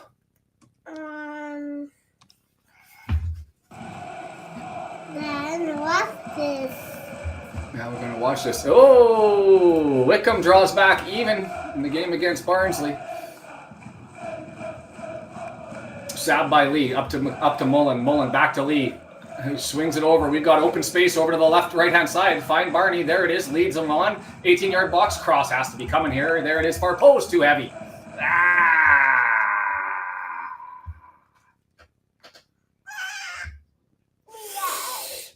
Darn it. Gosh darn it. What's on it? Gosh darn it. Oh, Oh. that's not a bad idea. Yeah, that's bad idea. You're right. She never kicked that ball and flood up to Zero, you're in the Netherlands, and so the only source you have is a thing called iFollow. You go to Wrexham's page, wrexham.co.uk/videos, and you have to get a subscription. It's £10 per match. It'll be converted to your currency in the Netherlands, and you can buy a half season pass as well if you wanted to do that.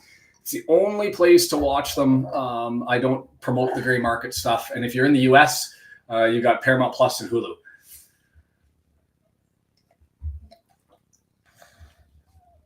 I've got to go over to this here one so I can follow along.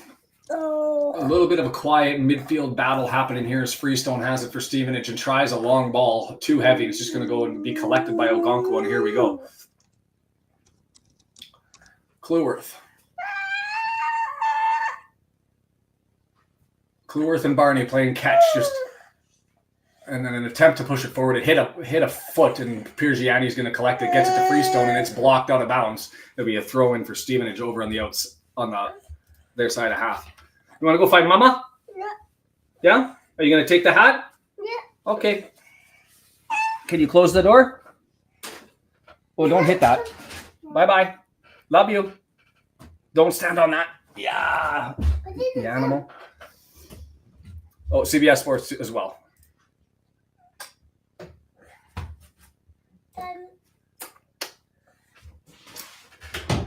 Lee with it, collects it inside the half, tries to get it. Fletcher does, but Fletcher turning the other way has to pull back. He can't get it to McLean, so he holds the ball and maintains possession. Lee over on the far right side, now over to Rathbone, jumps it forward. Can he spin it? Phillips gets in the way, but he might get possession back. He can't. And it's free kick. That is a flop. Rotherham goes up on Cambridge. No problem, 0-30. That's what I like about this channel is we just end up finding people like 030 who steps in and says, how do I follow more Wrexham? Well, let me tell you the way. And you can stay here, Zero, as you find out. Appreciate that. As we do this for every game and try to come up with other videos, as Rathbone looks gassed.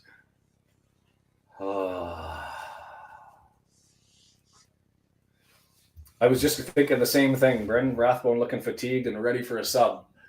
Another giveaway possession. It's here for us. It's here for us. Get your cat might bring in some luck. We're trying to throw every superstition. We brought the lad in. We've had the toque out for him. Brendan's gone with the angry Robbins. Another bad kick from Ogonko. Just gives away possession back the other way. The big sigh.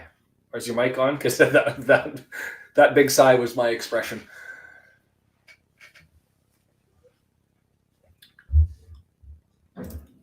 I'm going to just assume that that's Spanish for there's hope.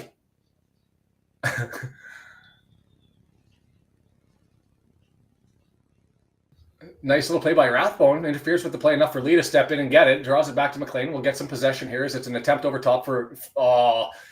Fletcher tried to chest it down over to Rathbone, but just caught too much of it. Dragons eat cats. I don't think these cats, they're ninjas. Calling for the 4-3-3. I'm there for it.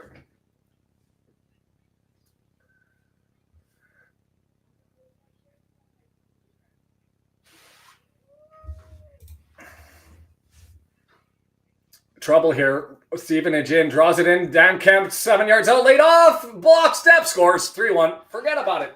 We had some hope, and then Stevenage just said, hey, you know what? We're going to strip all of that away as they just kick it down. And Dan Kemp with the beauty little pass to Young inside in acres of space, 10 yards out. Dan Kemp doing exactly what he wants. Exactly what he wants. Like touches in the box. Time for a BC smoke break. Yes. King gets it in.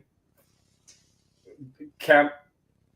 And then Barnett just goes screaming past Young on the diving stop, and he goes flying past, and then it's a left footer into the corner. 22 games, that undefeated home stretch.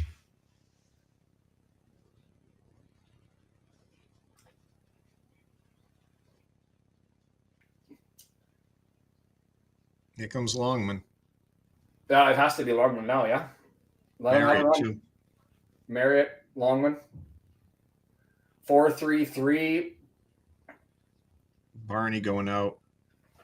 Scar, thank God. Not doing anything anyway. Well, at least you get to watch this one. Watch this one for Longman.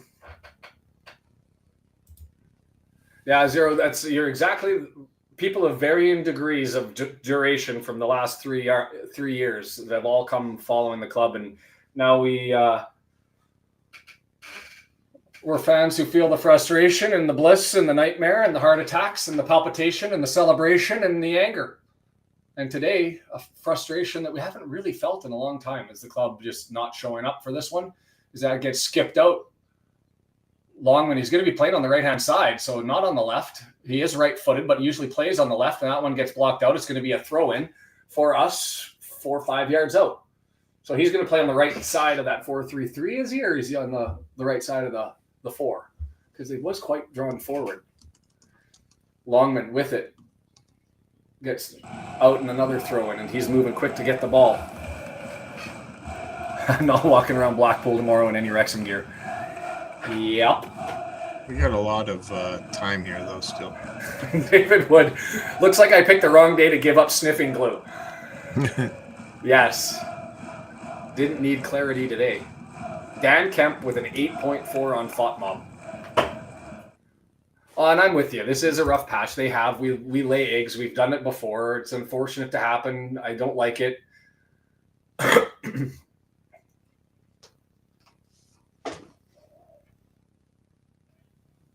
Forwarded on. Fletcher can't get to it. It's cleared away, and here comes Stevenage down the right-hand side through. Was that their sub? Yeah, Freeman, a midfielder who's playing more towards the back.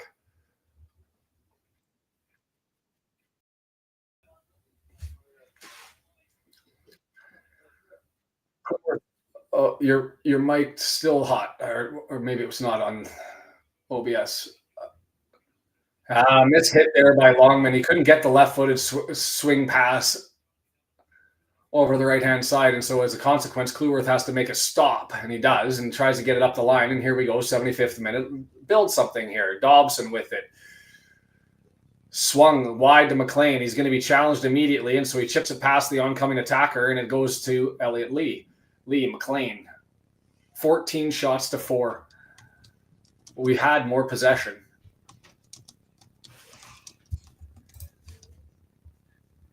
Oh, I don't think the Ryan and Blake drama stress affects the club at all. Completely irrelevant to me. Ripped in, and it goes loose. Mullin can't get to it. Fletcher can't get to it. McLean saves it. He chips it back. And the header's there, but not enough on it. Fletcher missed it, and now he's holding his head and go. And yeah, it was there. It was there.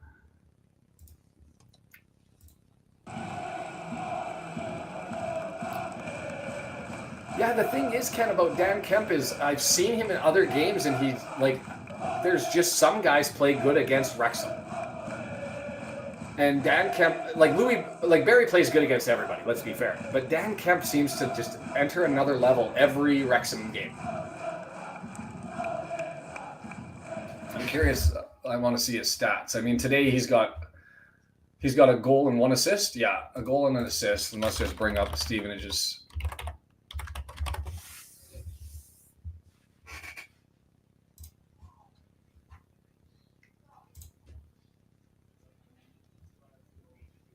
Six goals, no assists in 24 matches. I mean, that's not world-beating stuff. I mean, he is leading the team, but his first assist of the season for us, against us. Fletcher took a shot to the nose, and so he's called for physio right away. It looks like he's got a cut. It ain't over yet. That fat lady might be setting up the microphone, but she hasn't made a peep yet. It was a good right elbow. Was a good elbow. That sounded like an American yelling in the background. I don't know if that was picked up in Paramount. Come on, Wrexham!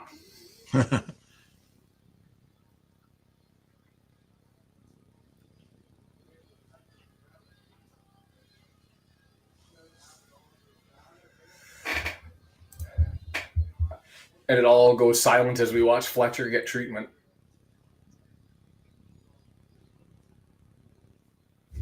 I'm just going to load up the matches here, match log for Mr. Kemp.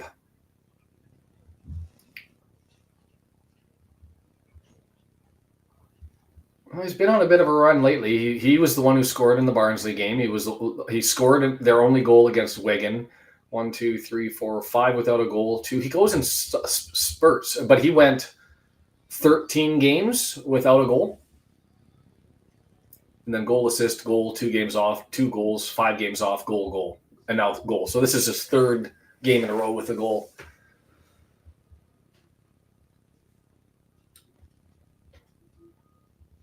What a day. Just extending the pain at this point, aren't we?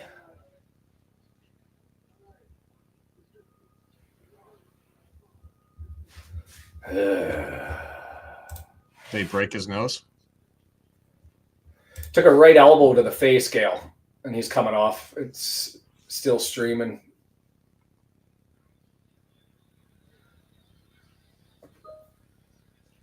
He looks okay. He's running off.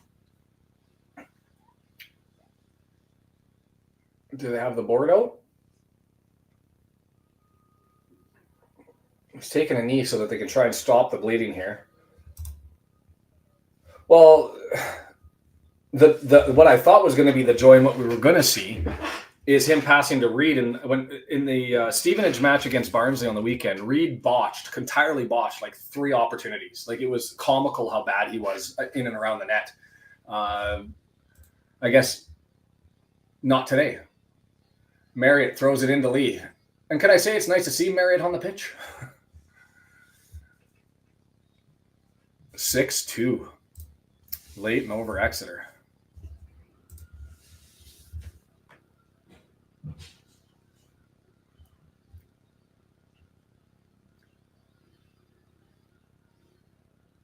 Dale is changing his allegiances to Blackpool. Nothing going. Momentum killed. 2 in the back at the moment with the wingbacks moved forward up. Longman grabs it right-hand side. Bad pass. That was pretty atrocious, to be fair. Don't even know where he was attempting to get that. What's his pace like? Here he comes back defensively. He gets picked up by Dobson, and it's going to go for a goal kick. Always look on the bright side of life.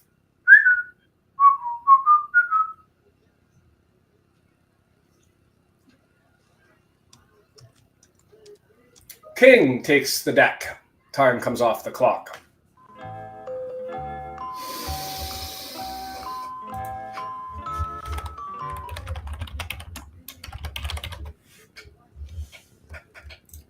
Oh.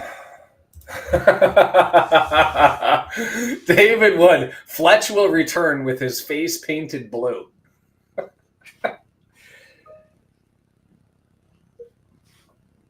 We will never surrender.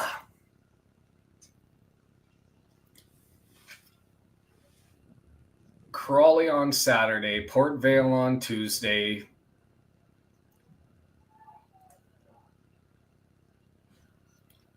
We better have changes. Can you imagine the fans on this one if there are none?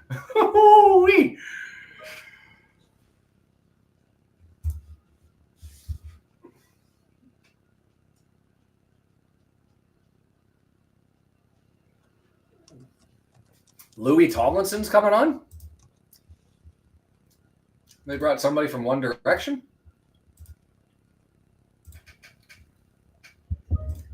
Did I hear that right?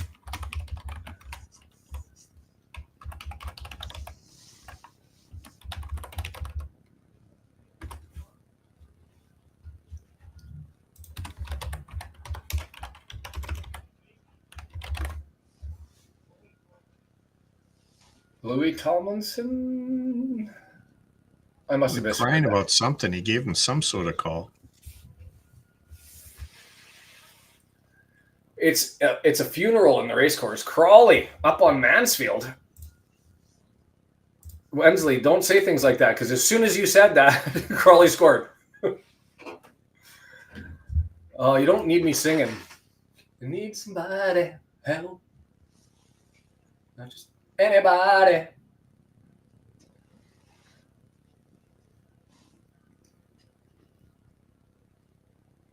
My word. I don't even know what to commentate on, to talk about. It's just, I'm as quiet as the race. Has it ever been this quiet? Like, I think you could hear pin drop. Crowd is getting frustrated now that I can hear them as the heckles are out. Send out Probert and Koser after that elbow. Tinfoil on the knuckles. Old-time hockey. Eddie Shore. Dobson, nice little header to free that ball. Gets up to McLean. He just bashes it off, and it's going to be a throw-in. Come on, Lee. You got to move. Help him out. Bolton goes up 3-1 on Northampton.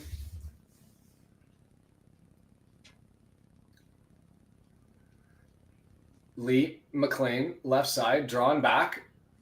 And we're going to go all the way back to Ogonko because that back pass wasn't that great. Not to Ogonko. It's going to be Cleworth. 25 yards away from goal and with pace to move it forward. Dobson, 2 men close on him. Over to Cleworth. 4-on-4 on our side of the half in a 3-1 game. The press is still on. Longman takes it. Nice little dig to get it out, and he cuts it forward. Finds Mullin. Mullin now over to Rathbone. Longman saying, give me the ball in the corner. It's not given to him, and instead it's crossed over. Finds Lee inside the area. Lost the ball there. Couldn't take it in stride. Need a little bit more, but well done by Marriott to come back and pitbull that one free, and it's going to go for a throw-in for us over on the right side. What do you need, Susan? Me down on my knees. You know. No, not that. Anything but that.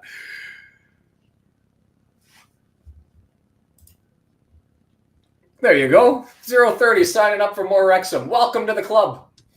Enjoy the Mark Griffiths. Join us for the chat. Was he fouled? No call given, and so it's going to go the other way. Cleworth. Let's score one and make it fun for a little bit here. Well, who gave him the script, Dale? Goodman? Longman. Longman. He might be a good man. Mark Griffith's getting the name wrong there, but that's okay. Diagonal over to Longman. He's outside the area, heads it forward, gets it to Marriott. Marriott turns with it, left footer. Oh, great save. Diving over to the left and knocked it down was Mahoney. Like that effort. Play by both Marriott and Mahoney on that one. And it's collected by Rathbone, and he gets cleared out. No foul there. It's going to go the other way. 4 goals in 10 minutes. I don't know what I would have to rub to get 4 goals in 10 minutes.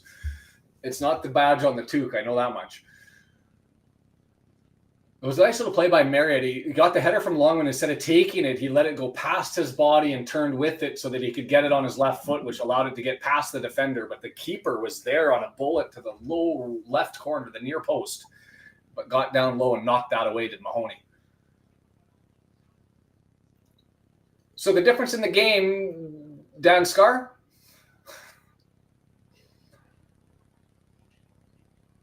Longman, right side, 18-yard box. Stepping in front.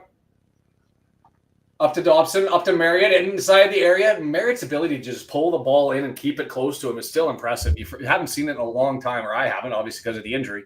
But you still see it, he still has it, is he just stabs the right foot out and draws the ball back towards him, but he can't do anything with it. This is one of those walk out of the stadium early to beat the traffic kind of games. All speaking the truth in the chat. Racecourse Ramble says on a Discord channel that all the fans are leaving and have been leaking out for the last 5 minutes or so.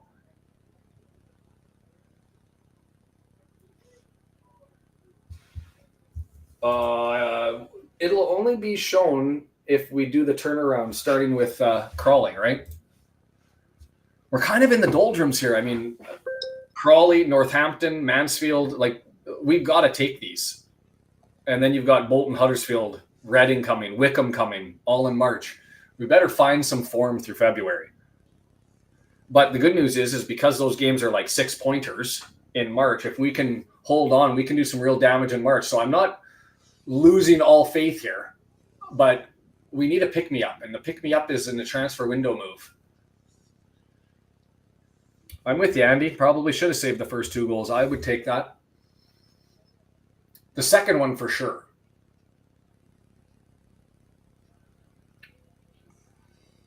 But you give up opportunities. I mean, at one point in time, the shots were like 12-1 or 12-2, weren't they? Longman lost the ball there over in the corner, and it just gets cleared out. It's going to go for a throw-in.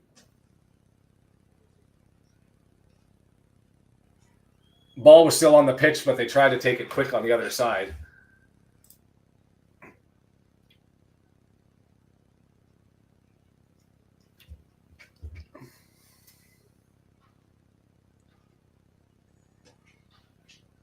TOC with it, gets it over to Lee. Dancing around, goes right footer, skips it up over top. Jeez. 2 yards too high. It was the right idea, though. If you had that, if you could have struck. Yeah, but do you have to be 4 yards above the net? I mean, well, you got to give it enough pace to beat the keeper, right? So you got to put your foot through it. but this is what you practice every day. How do you blast it that far off? I can't criticize because I've tried to do that, and I know I'm useless. I'm not a professional footballer, and I get that, but all 268 away fans screaming for Stevenage.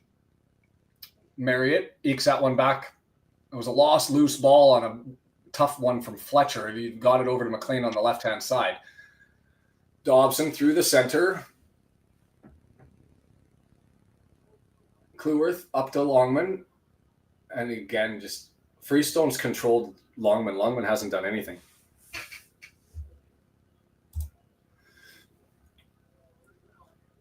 She ain't wrong. Can't believe Wrexham's home unbeaten record is going to end because of Stevenage.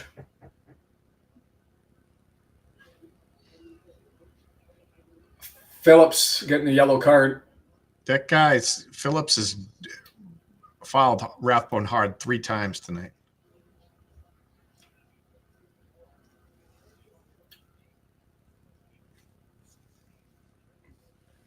Oh, so 2 yellow cards. Phillips got the yellow for that one, and then the keeper Mahoney launched the ball out, and so he picked up a yellow. Tactics or personnel, Des? Tactics or personnel?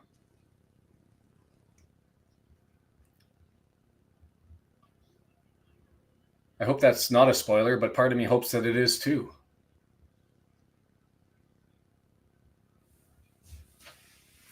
Lee, right footer, 22 yards out.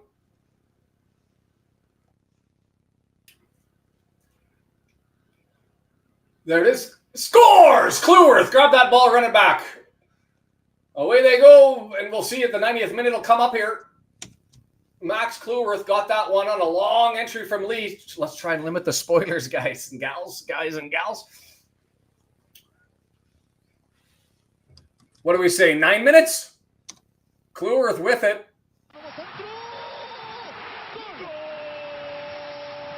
Cleworth top score 7 added minutes. Do we? Oh, far out. I have to do it. It has to be done, no?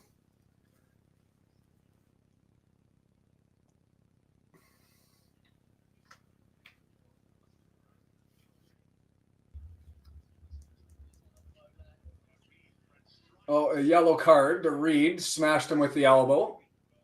And the ball's got to come back.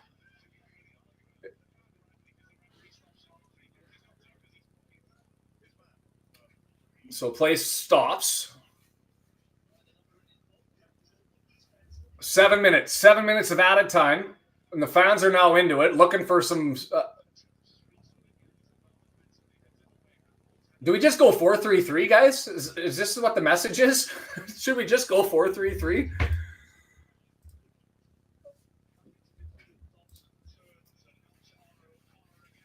O'Connor halfway, left footer, pushes it up forward. Mullin gains control, knocks it back, added possession over to O'Connor, down to McLean, 30 yards out, spinning, stopping. Mullin over to the left-hand side, 20 yards out.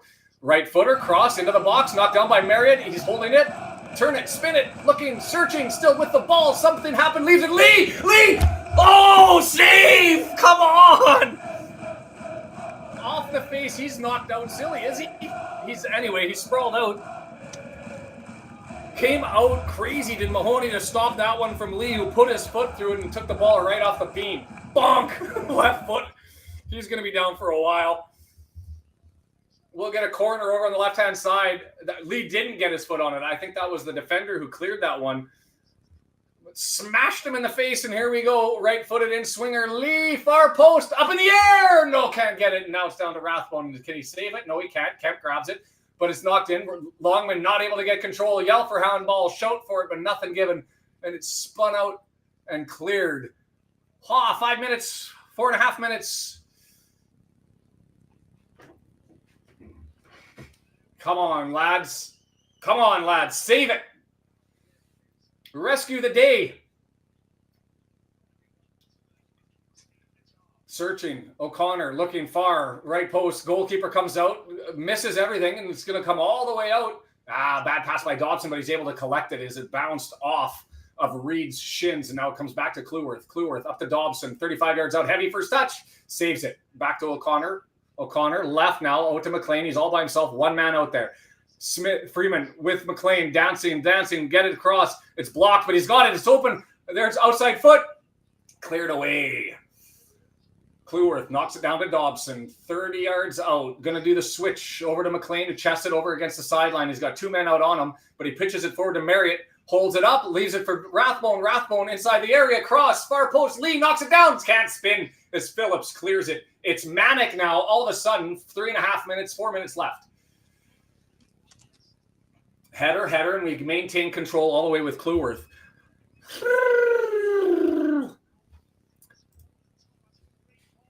Longman, can he cross? It's in, Marriott!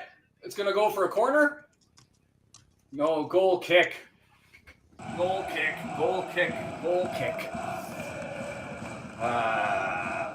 Come on, Wrexham.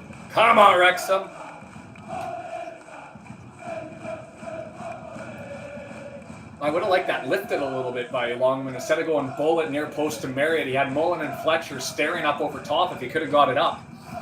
But we've always heard that Longman likes it on the deck and can't cross the street, let alone cross the ball. So it looks like that's always probably going to be the outlet, or the expected outlet anyways. McLean has it and collects it and gets it towards the halfway line. Takes on his man and dances around, and so we're going to go forward. Wickham 2-1 up on Barnsley. Interesting.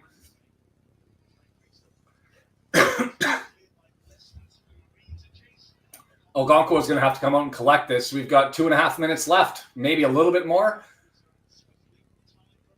But the clock is ticking. The clock is ticking, and O'Connor goes wide to Fletcher. He can't get it. Longman can. Can he collect it in front of Edmund Freestone? He does. Longman turns, asks for Cleworth to come to him. It's Rathbone to come to him. Rathbone collects it back to TOC. TOC swings it. Left there for Marriott. Over to Longman. He pushes it through. Shout for handball, and nothing given, and everybody's staring. Fans are onto it. Longman's able to save it anyway. Left-footed, cross. Again, flat. We are all over the ball here as Rathbone gets it. Looking back to TOC. Over to Cleworth. Right-hand side, 35 yards out. Up. Come on now. Longman, do a thing. Dancing it on. Cross. That's a good one, but too close to Mahoney. Squeaky bum, squeaky everything. Handball. Show the replay.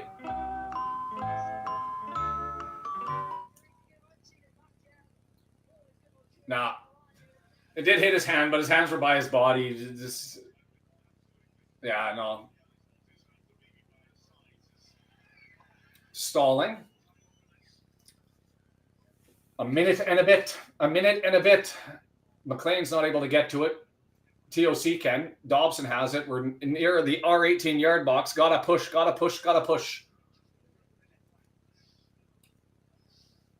Rathbone. Up to Dobson. Has to dance around his man, and then he gave it away. 18 yard box. He's got one in the middle. He's going to go to the corner flag. Thompson going to hold it up.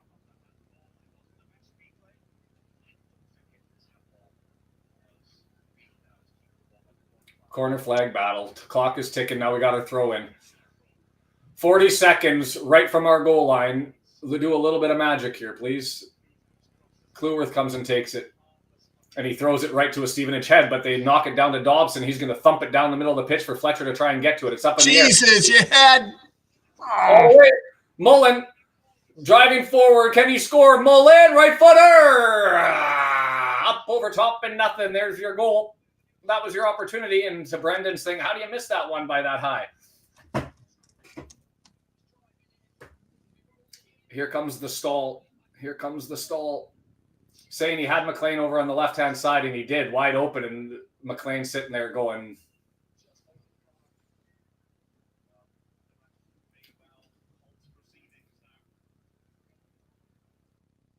I'm James McLean, who, to Brendan's point, you saw that one coming, had acres and acres of space, and there's the whistle. Game over.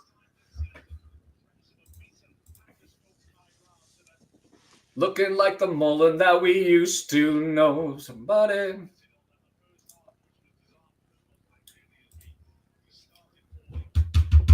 Darn it. Darn it. Well, there's lots to talk about on that one because you had 2 goals. One of them, I mean, Ogonko at 3.5. You lose 3-2. Palmer and Lee, there will be lots who say didn't do anything, and they'd be accurate. But did they get chewed up by a midfield that couldn't get them the ball? Yes. Ogonko let us down. Scar let us down. But for the rest of the team, a decent performance. Brendan, how would you sum that one up without basting Mullin? Too little, too late. Yeah. Holy, that's pretty. Too little, too late. I'm going to put a poll up there and say, let's apportion blame. Let's apportion blame. Why not? So we did see Longman. The poll, the people who said we won't, they were off there. We did see him because it got into desperate states. But where do we place the blame? Ogonko let 2 goals in. Scar defensively missed the read on the second goal in the first one. Can they share it 50-50? Well, we'll find out with the vote. The Palmer-Lee combo or Parkinson for the lineup or otherwise. And if you choose Parky, I'm curious to hear in the chat as to why. First in 22 games. That's frustrating. Wickham went up and they won. This was fun. Till next time. Do it 0. Load it up. Watch it. We have a Discord channel. I should grab that and put that into the chat as well so that people can grab it. Like buttons down below. Hit it even if you haven't hit it before. We hit 2,500, so there's the only good news out of the day probably. And so blast that one off. I'm going to grab the Discord server, invite people. And the other thing that you can do that I haven't, we're so close to getting 1,000 on TikTok, and I would love to be able to put it on there and maybe grab the younger demographic because we've got the old KG veterans like me. But I'd love to grab them. What about you? Where do you apportion the blame, Brendan? What was that about, McLean? No, apportion the blame. Place the blame. Yeah, I mean, I'm still thinking it's Scar first and then Ogonko. Scar and Ogonko? Yeah. Lots saying interesting from Wensley. I want to highlight that one. Parky, by not changing the starting 11, I'm with you there, but not putting on Longman. It's always a gamble with Longman, and to be fair, I wasn't really that impressed. You heard good things. He's pace. He's tenacious. He works his butt off. He's going to be there. He's a box-to-box plus in the sense that he can give you a little bit more offense than you'd expect from Rathbone, although Ollie's been pretty good, to be fair. But the report card is the man can't cross. And late in that game, they felt comfortable almost giving Longman the ball over on that right-hand side, and he was able to hold it up. So I'm not sure about that one. Likes or low vote, the coverage, not the result. Yeah. This is Parky's fault in a way. He had the opportunity to change things for a month or more now, and he's not. And to me, Aaron, that's the biggest thing is you have a month to pull things off. You can line things up for January 1. Like, get on it and bring them in, because then you've got 3-4 games. You can work on the chemistry, find a role, figure it all out. Because you're always going to get a new player and then have to incorporate them into the club in a couple of weeks until that ends up happening, until they get the mechanics of things. I don't get the wait. I mean, I get the reality is for Parky, he earmarks, I suspect, based on the years that we've watched him, he earmarks 5-6 people and then sets his price and basically waits to see as one signs here and one person gets freed up and likes to find those discounts and those options. at the end of the day, pay a little extra and bring them in early. That's what my preference. But then again, it ain't my money. The different formation, I mean, we saw the 4-3-3 and it worked. You give up something defensively, and we did. I mean, they scored as well. But do we end up looking to change things up and go 4-3-3 more often? I don't know. I think Marriott looked sharp. I think it's too soon to say, Stephen, on that Longman is a terrible signing and that Fall was, I mean, Revan was a discount and he's young. Fall and Longman all still in that right, almost mid-20s age group. Longman has a decent pedigree depth stuff. Like, he's a low-level championship player. And so I think he'll be good for us. I do think that they should be playing more, and I would like to see Fall getting more opportunities, but we will see them against Port Vale. And so I guess there's something there to be said about continuing that process, and as far as we can go. I'd still love to get to Wembley this year, but it all starts with that game against Port Vale. Crawley on Saturday. We'll be here for that. The women's game the Sunday after, and I don't know who they're playing. Is it Swansea again? It seems like it's always Swansea. I'd have to look it up. But we'll get those ones out for you. This one, frustration. It seems to see Parky getting most of the blame on this one. I would put my blame on Ogonkwo. And between Ogonkwo and Scar are my two considerations. And the reason for the blame was that second one was exceptionally savable. 2 new follows on TikTok. I will take it. Love that. Jump on over TikTok.com at the Red Horde. I'll even put that one in there so people can click it easy. TikTok.com at the Red Horde.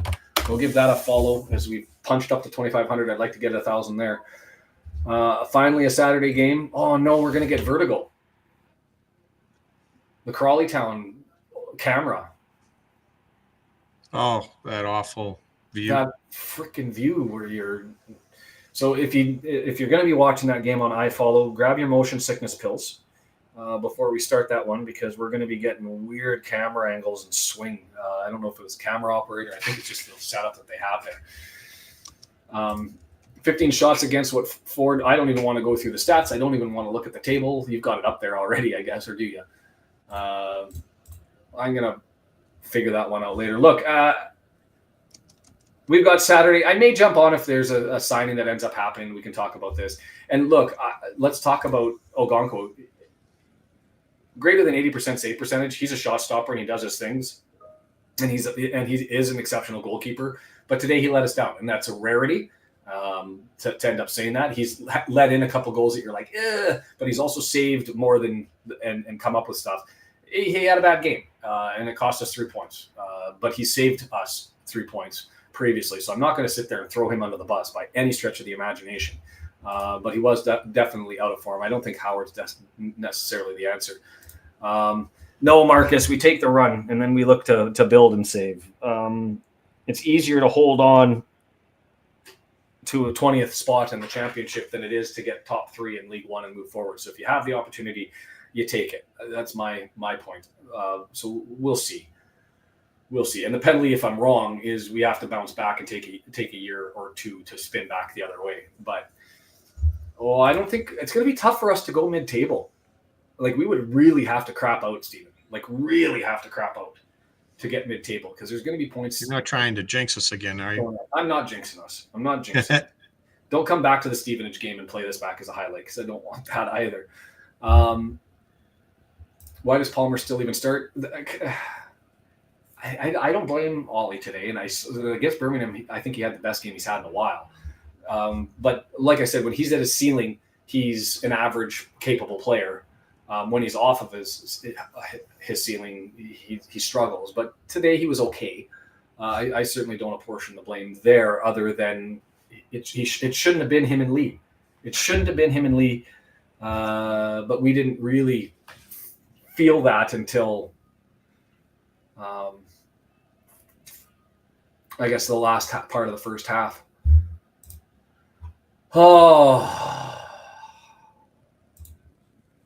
I don't know. It'll be interesting the next couple of days. Window closes we're back here February 1st. We'll know on Saturday morning that something's gone up. League One matches. Let's just get this out of the way while Brendan's here to find out exactly what's going on as far as morning games. Do I really want to wake up and watch Barnsley and Burton? Do we want to watch Bodvardsson score 3 against Barnsley? I don't know. I'll talk about it. I'm not really feeling it, but then I'm frustrated. Maybe I sleep on it and I'm excited tomorrow. I've got to go pick up a kid at school and talk to some guys outside who are doing construction and figure out what's going on in our backyard. So I will see everybody Saturday. Brendan, did you have any final thoughts? No, let's just hope this counts as the poop the pants moment that we turn around from and start storming the league. Hey, we had a 3-game poop the pants last year at this point in time in the season. I'm hoping it's this was good enough for all 3. I'm good. Whitecaps match tickets are on sale. No, thank you. I'm hoping that this is just a blip and we turn this thing around. We get through February where we've got the opportunity to build. The frustrating part, we're relying on our away form. The good news, it's some teams that we should be able to take down. And so what we're looking for is to set ourselves up for that run that's going to be happening in March when it really gets fast and furious. Birmingham's gone up 1-0 on Huddersfield. So that's both good and bad. Probably more good than bad because that holds them back in the same position. And so maybe doing us a favor, and probably another reason why today would have been a nice one to have. It's one of those things where there were points that were dropped around us and we didn't take advantage of them, except for I think Wickham did come back and take that, didn't they? 2-1 over Barnsley. So, that's a blessing and a curse in the sense that Wickham's starting to look like they're not going to fall. And, we're now comfortable in third because everybody else around us is losing, but we're losing track of the teams up in first and second. So we're going to have to turn this around in a hurry if we want to stay out of the playoffs and get that chance.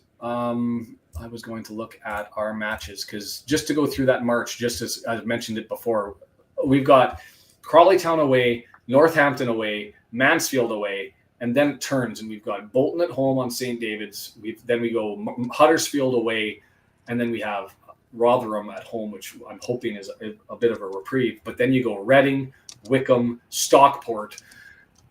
And then after that, it's a bit of an easier run. That last 7 games-ish, not bad. Cambridge United, Burton, Wigan, Bristol, Blackpool, Charlton, and then you have Lincoln City, who could be world beaters at that point in time. And that could be an important one with the way things are sitting. Mark is saying up the Stags. Yeah, that'll be a fun one for you to be a part of. The field mill, assuming that it doesn't rain 7 millimeters and it gets canceled. We are comfortably, to be fair, Deandra, comfortably in third. We're losing pace on first and second. And yes, we do have the makeup Leighton game. Somewhere we'll slide in there. It's been a good one. Thank you for everyone. As Dave said, it's always better to go through life and these moments and all of these things with a little bit of Red Horde. So I appreciate everybody doing their thing. 030 just signed up on the Discord. Thank you for joining. Do that. Like before you leave. Subscribe if you need to. Thanks for being a part of this one. Much love and happiness to you, and enjoy the rest of the week. We'll see you Saturday.